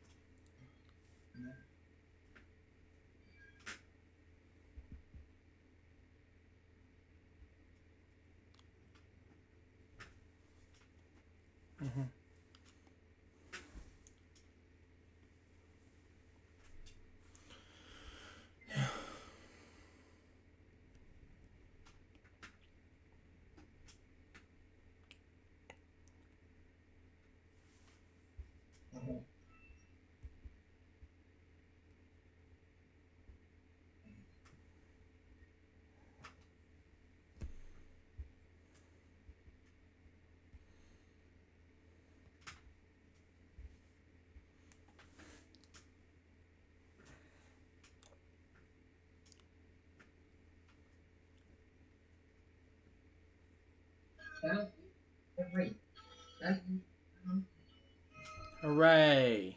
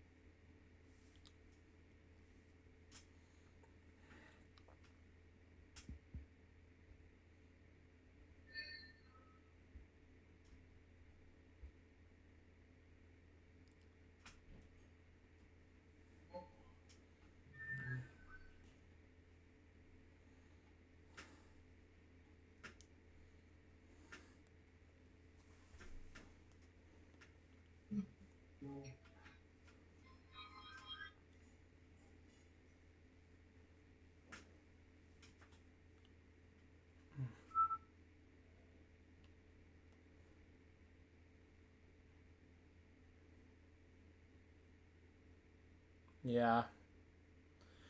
Yeah, I don't know what's going on with things like David at this point right now. Is just his typing at the moment. Just probably has some things like difficulties, but that's just me.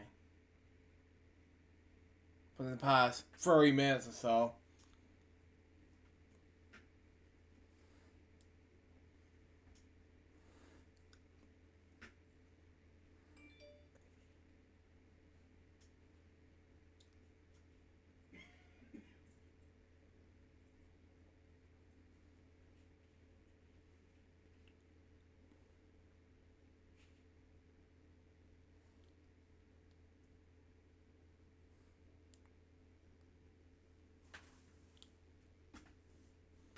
It's gonna take me a while to wait for David to type it in, and we'll do something. We'll wrap the show. Oh, okay. See what's going.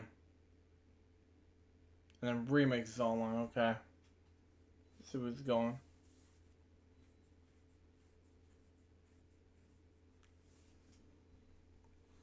Probably delays on David's end. Now it's gonna be delays on remix's end.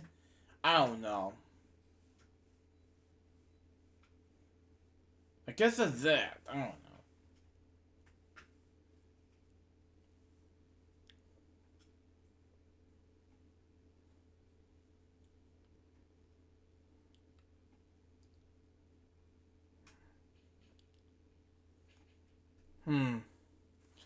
Is this all you got from Dave? Free files behind the scenes, David? I don't know.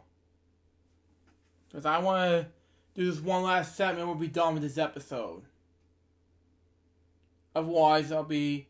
Because this is already been a 3 hour, 30 something minute mark. And now all of a sudden. Okay, I don't know what's going on. But anyway.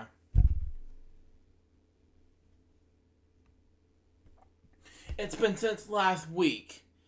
And now with Dave Files behind the scenes with this thing happening, I'm like, really?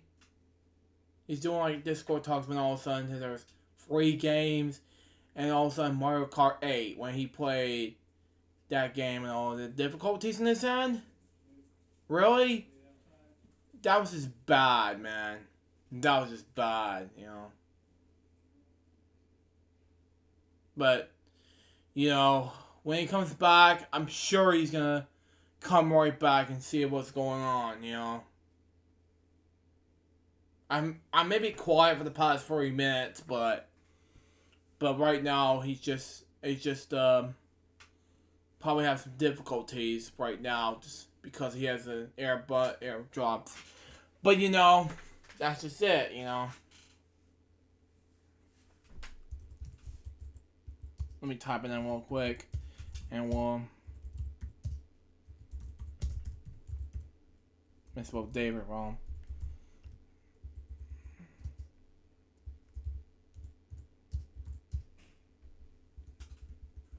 Oh, I see.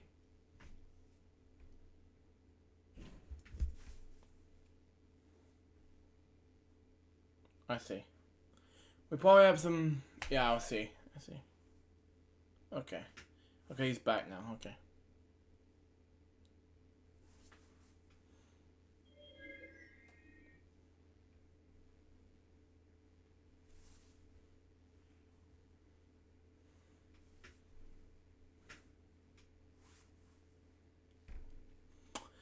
Okay, thank God it's over.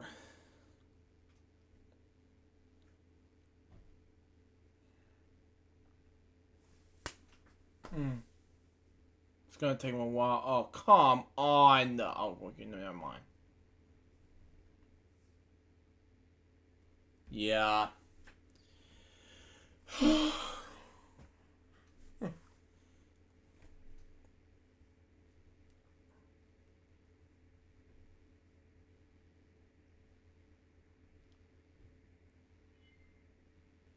Yeah.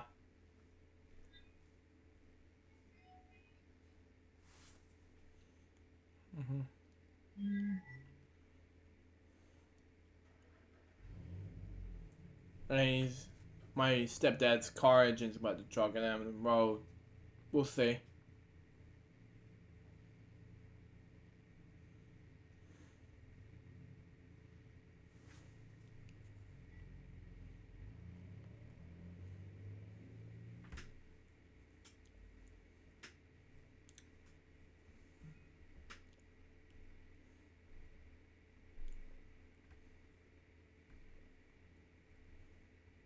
Wow.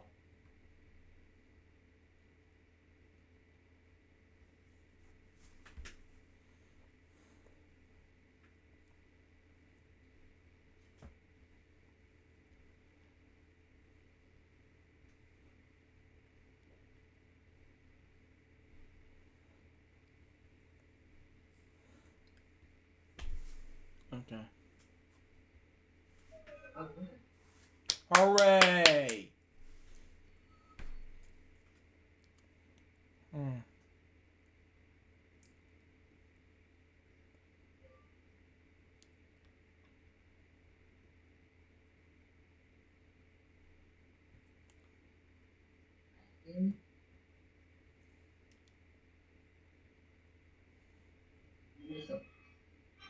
Wow.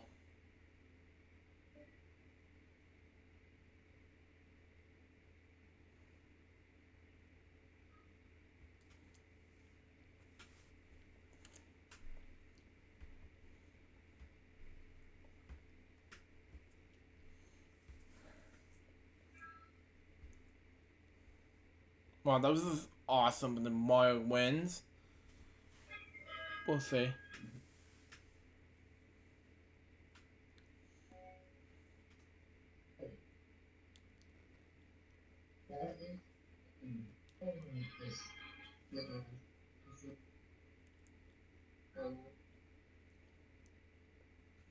Wow.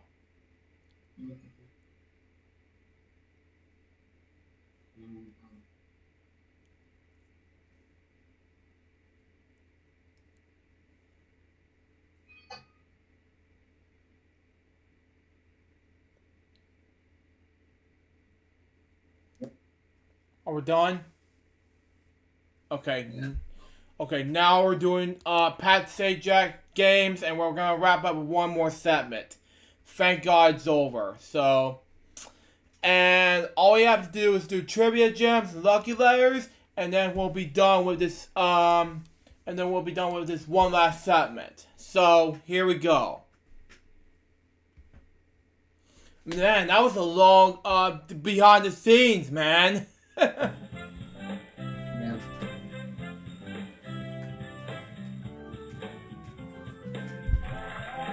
Hi, I'm Pat Sajak. Welcome to Trivia Gems.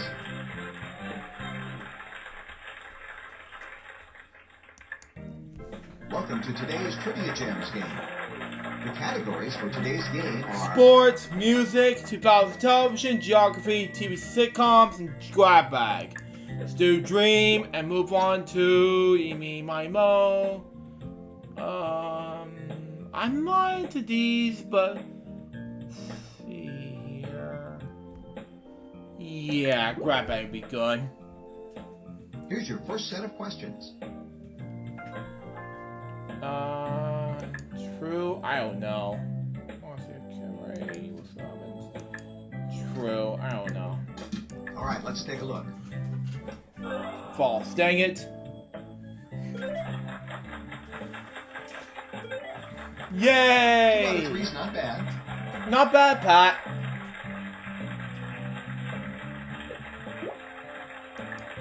Ready for a little brain spinning fun?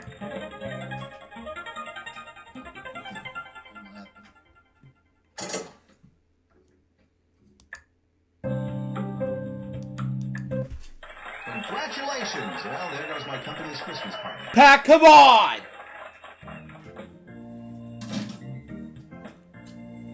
Okay, get ready. Here they come. False. I don't know. Tom Shellick and Georgia. I know what this is. Okay, the moment of truth. Let's look at the answers. Got it. Congratulations, you won the all-in wager. Hooray!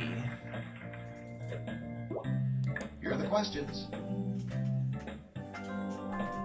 No, this is CBS, NBC, and I don't know. Car and Daily. We'll see what happens. And the answers are...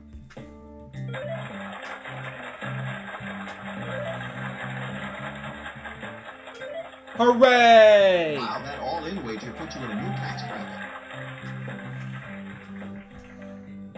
bracket. Here's a gem of a question. Now you have an opportunity to double your money. Nope, sorry, that's not it. Oh well. Wager. I lost my wager, I guess. Franklin was, well, whatever. I got 9 wrong straight, but whatever. Here are the questions. We'll see. I know what this is. False. True. I know what this is. Okay, here's how you did. Hooray!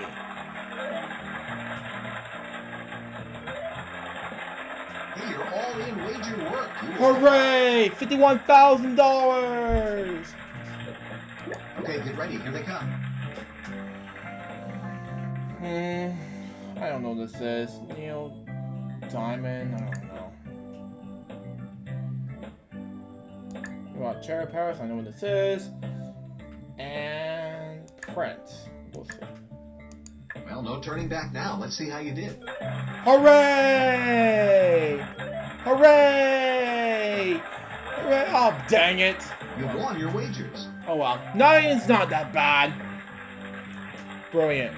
Great job. You climbed to the top step. The power your longest streak bonus is... $70,000. Your trivia IQ bonus is... 94,600. And your IQ ranking for this game is... Brilliant. It's not bad. Brilliant. Welcome to the Power Gem bonus round. Okay. What's the curse in Cuba? Nope. That's it. I know what this is, but anyway.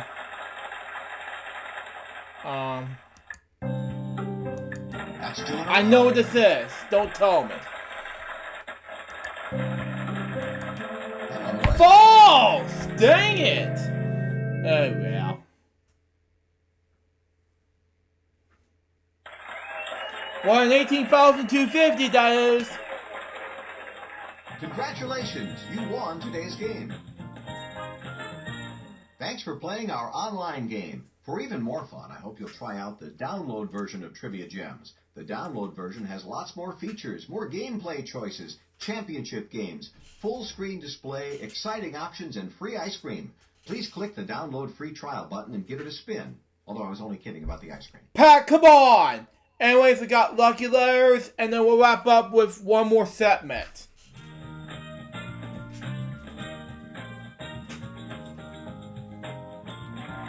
Welcome to Lucky Letters. Okay. Current players play. Welcome to today's Lucky Letters game. Stalking celebrities is a puzzle theme for the day. Okay, H, 1H, okay. 2 U's, wow. 2 G's, wow. 4 F's. Ready? Here comes 2 the puzzle P's, round. okay. Pee-pee. Okay, whatever.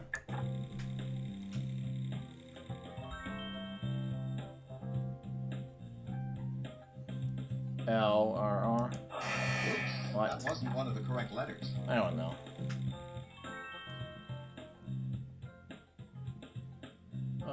E. And I don't know. We learn T. Nice try. Bad try, but nice try. Good nice try, Pat. E. R. Sorry, that What? letter isn't in the answer. You gotta be kidding me. Oops, that wasn't one of the correct Yeah, letters. wow.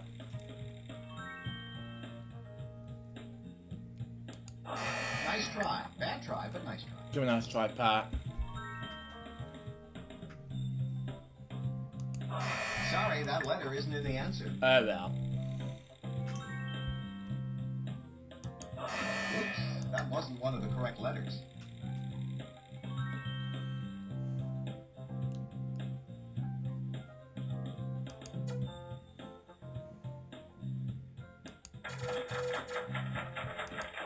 Nice try. Bad try, but nice try. Well.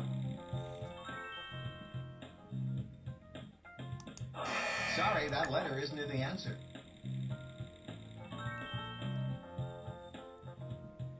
Oops, that one. Get ready. It's the lucky lightning round, and you'll need to think fast.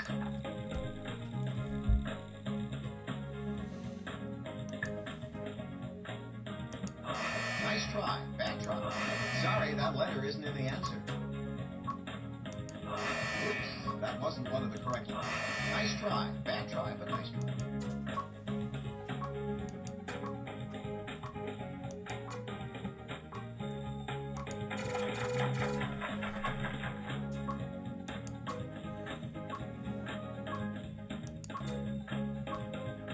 You got the answer.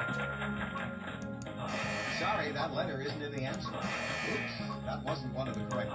Nice try. Bad try, but nice try. Give me a nice try, Pat. Sorry, that letter isn't in. Oops, that wasn't one of the correct letters. Nice try. Bad try, but. Sorry, that letter isn't in the answer.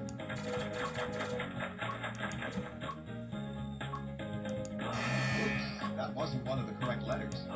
Nice try. Bad try, but nice try. Hey, you're good. Wow, good going. Sorry, that letter isn't in. Oops, that wasn't one of the correct letters. Nice try. Bad try, but nice try. That's it. Nice job.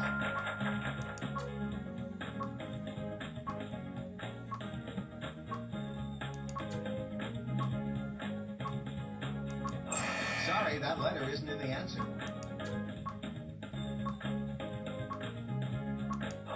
Oops, that wasn't one of them. Nice try. Bad try, but nice try. Sorry, that letter isn't in the answer. Oops, that wasn't one of them. Nice try. Bad try, but nice try. Way to go.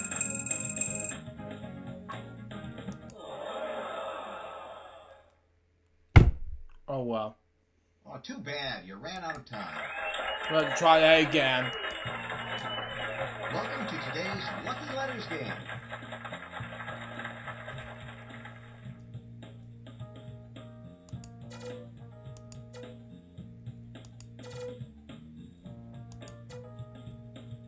Ready? Here comes the puzzle round. Even though I figured this out, but we'll see.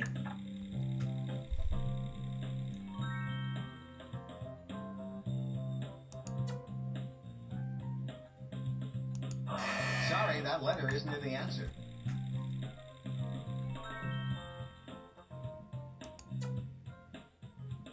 Oops, that wasn't one of the correct letters.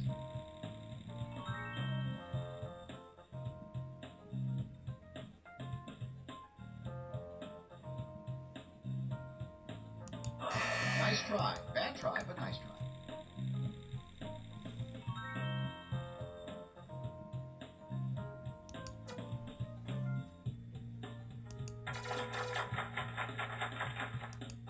Sorry, that letter isn't in the answer. Oh well.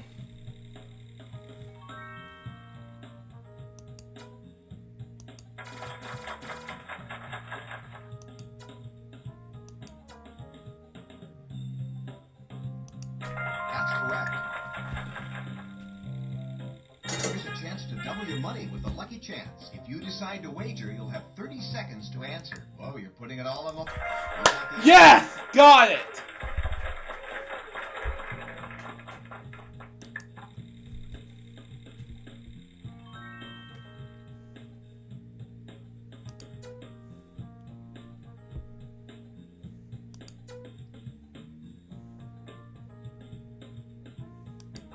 Oops, that wasn't one of the correct letters.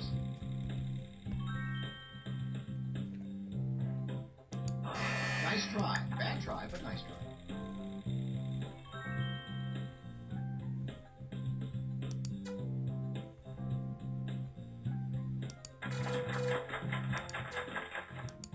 Hey, you're good.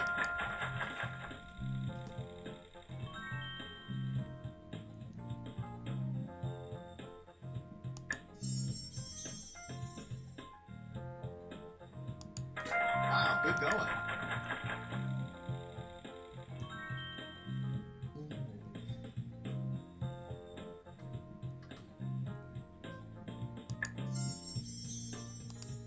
Sorry, that letter. Get ready. It's the lucky lightning round, and you'll need to think fast.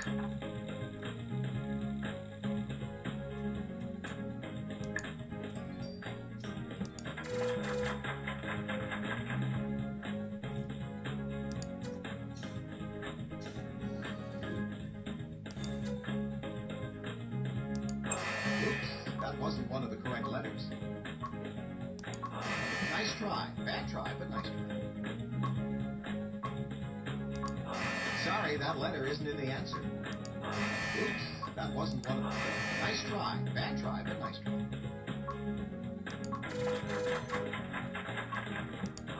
Sorry, that letter isn't in the answer.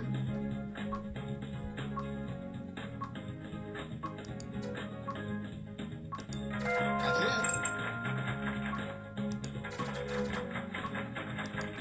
Nice job. Oops, that wasn't one of the correct letters. Way to go. Nice try. Bad try, but nice try. Sorry, that letter isn't in the answer. Oops, that wasn't one of the correct letters. Nice try. Bad try, but nice try. That's correct. You got the answer. Sorry, that letter isn't in the answer. Oops, that wasn't one of the correct letters. Nice try. Bad try, but nice try. Hey, you're good.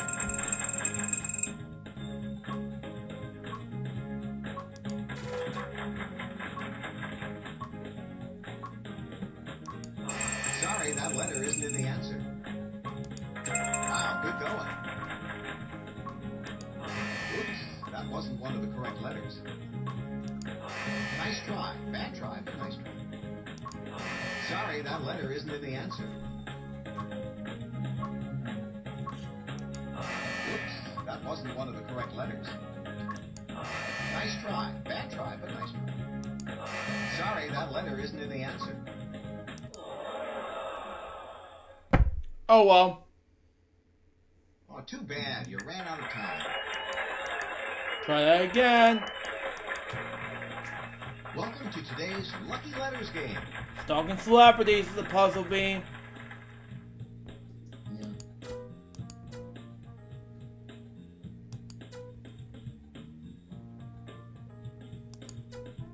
Ready? Here comes the puzzle round. Try that again. see what happens.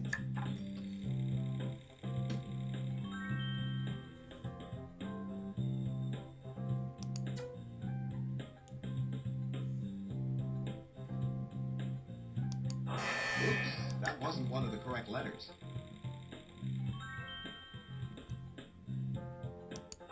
Nice try. Bad try, but nice try.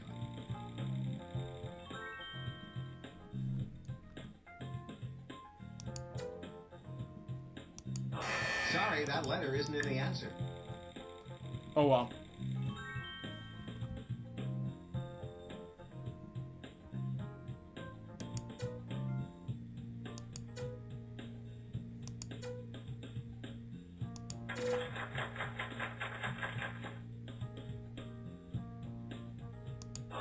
Oops, that wasn't one of the correct letters.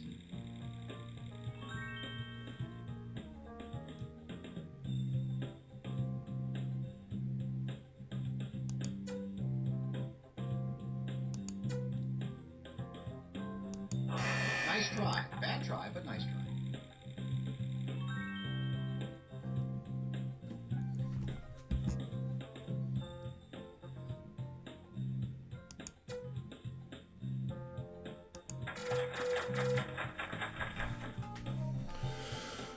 Okay.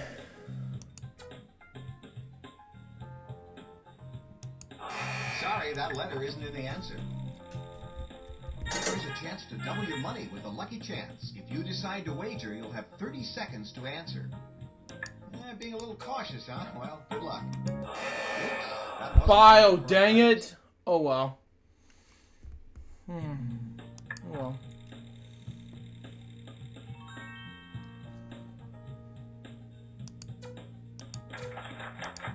That's it.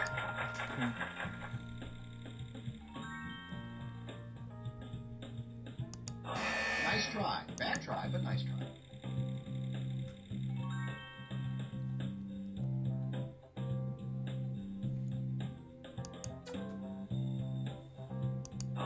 Sorry, that letter isn't in the answer.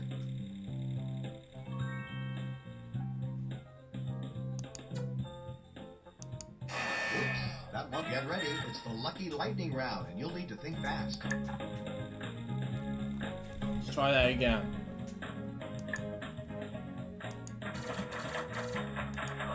Nice try. Bad try, but nice try. Sorry, that letter isn't in the answer. Oops, that wasn't one of the correct letters.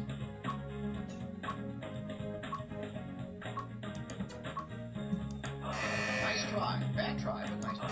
Sorry, that letter isn't in the answer. Oops, that wasn't one of the correct letters. Nice try. Bad try, but nice try.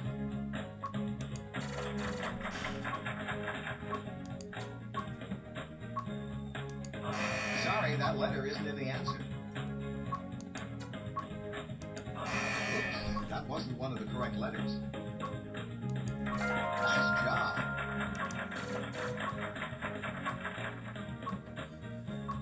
Way to go. Nice try. Bad try, but not. Sorry, that letter isn't in the answer. Oops, that wasn't one of the correct. That's correct. You got the answer. Hey, you're good. Nice try. Bad try, but nice try. Sorry, that letter isn't in the answer. Wow, good going. Oops, that wasn't one of the correct letters. Nice try. Bad try. Sorry, that letter isn't in the answer. Oops, that wasn't one of the correct letters. That's it. Nice job. Way to go.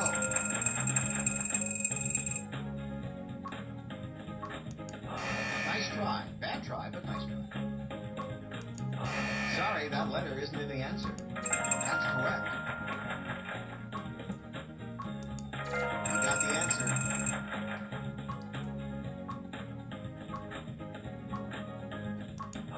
Oops, that wasn't one of the correct letters. Oh well. I almost had the puzzle.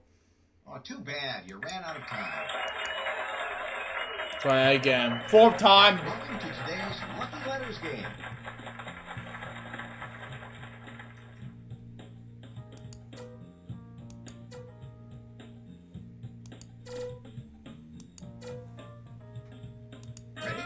comes the puzzle round.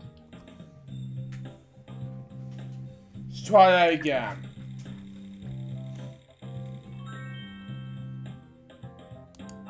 Nice try. Bad try, but nice try.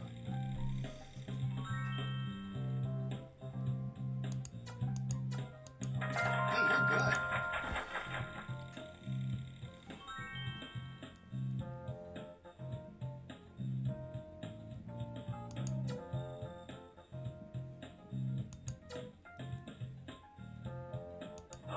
Sorry, that letter isn't in the answer.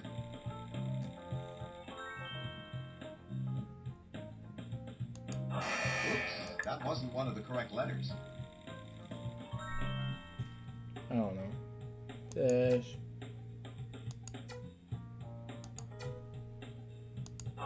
Nice try. Bad try, but nice try. Give a nice try.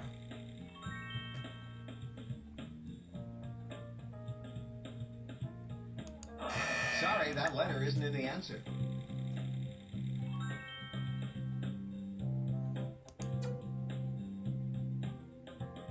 Oops, that wasn't one of the correct letters.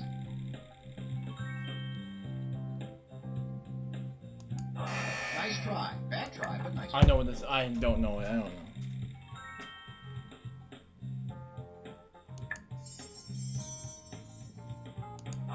Sorry, that letter isn't in the answer.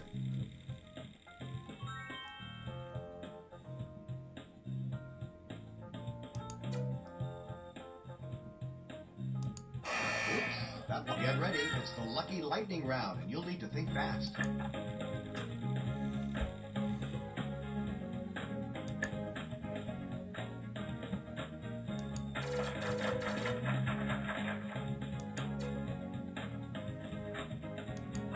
Nice try. Bad try, but sorry, that letter isn't in the answer. Oops, that wasn't one of them. Nice try. Bad try, but sorry, that letter isn't in the answer. Oops, that wasn't one of them. Wow, good going.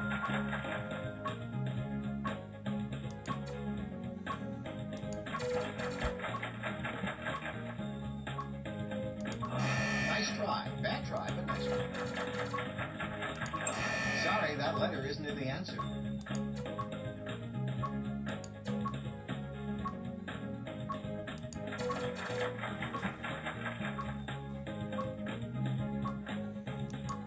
Oops, that wasn't one of the correct letters.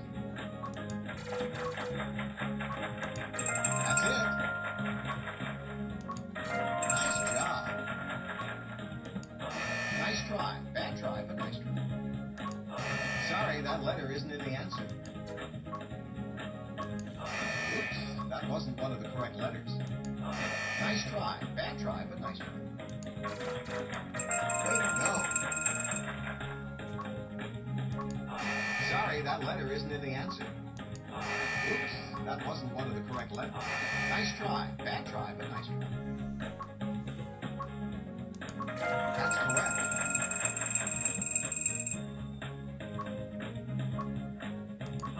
Sorry, that letter isn't in the answer. Oops, that wasn't one of the correct. Nice try. Bad try, but nice try. Sorry, that letter isn't in the answer. Oops, that wasn't one of the. Nice try. Bad try, but nice try. Sorry, that letter isn't in. Oops, that wasn't one of the correct. You got the answer. Fifth time. I don't know what to do with it. I'm almost done. Too bad, you ran out of time. Welcome to today's Lucky Letters game.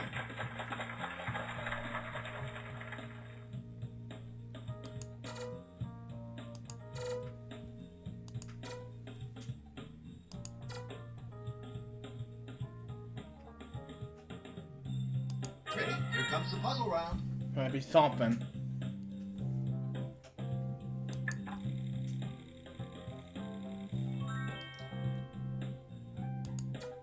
Hey, you're good.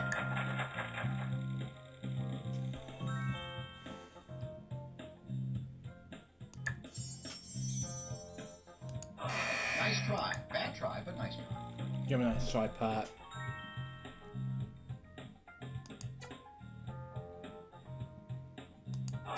Sorry, that letter isn't in the answer.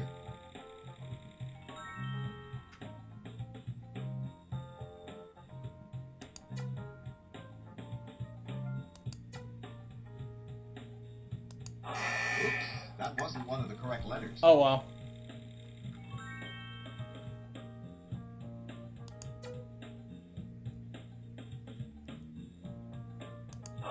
Nice try. Bad try, but nice try.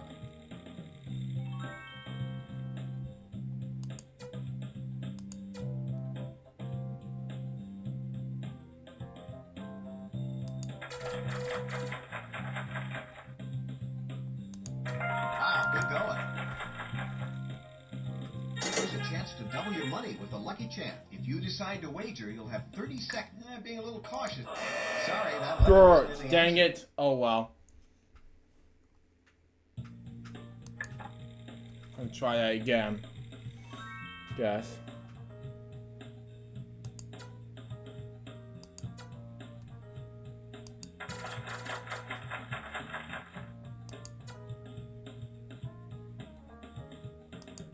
Oops, that wasn't one of the correct letters.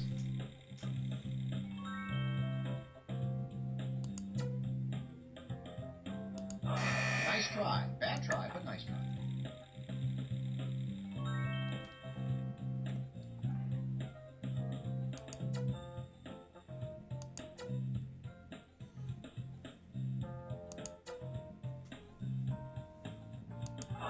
Sorry, that letter isn't in the answer.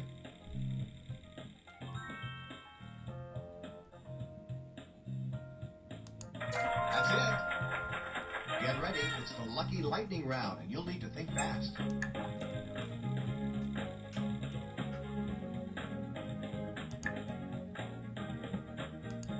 Oops, that wasn't one of the correct letters.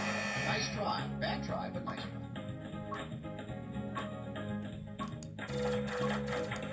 Nice job. Sorry, that letter isn't in the answer. Way to go. That's correct. Oops, that wasn't one of the correct letters. Nice try. Bad try, but nice try. You got the answer. Sorry, that letter isn't in the answer. Oops, that wasn't one of the correct letters. Nice try. Bad try, but nice try.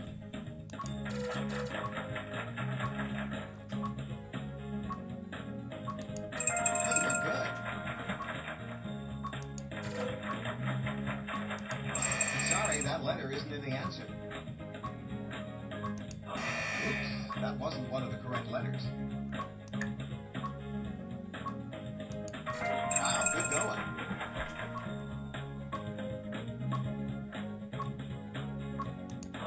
Nice try. Bad try, but nice try. That's it. Sorry, that letter isn't in the answer. Oops, that wasn't one of the correct letters. Nice try. Bad try, but nice try. Sorry, that letter isn't in the answer. Oops, that wasn't one of the correct letters. Nice job. Way to go. That's correct. Nice try. Bad try, but nice try. You got the answer. Hey, you're good.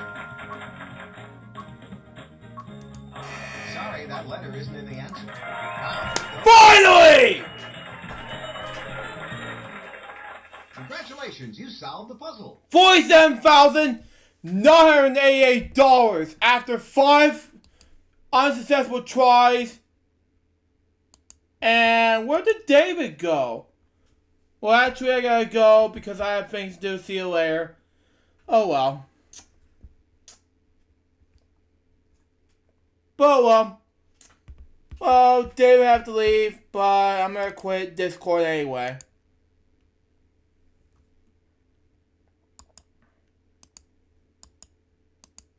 But anyway, let's wrap up Friday's LukeJ62895 episode number 286 with the huge bang with the notes. Right now, let's see what we got, shall we? See what we got. We got the unboxing video for today.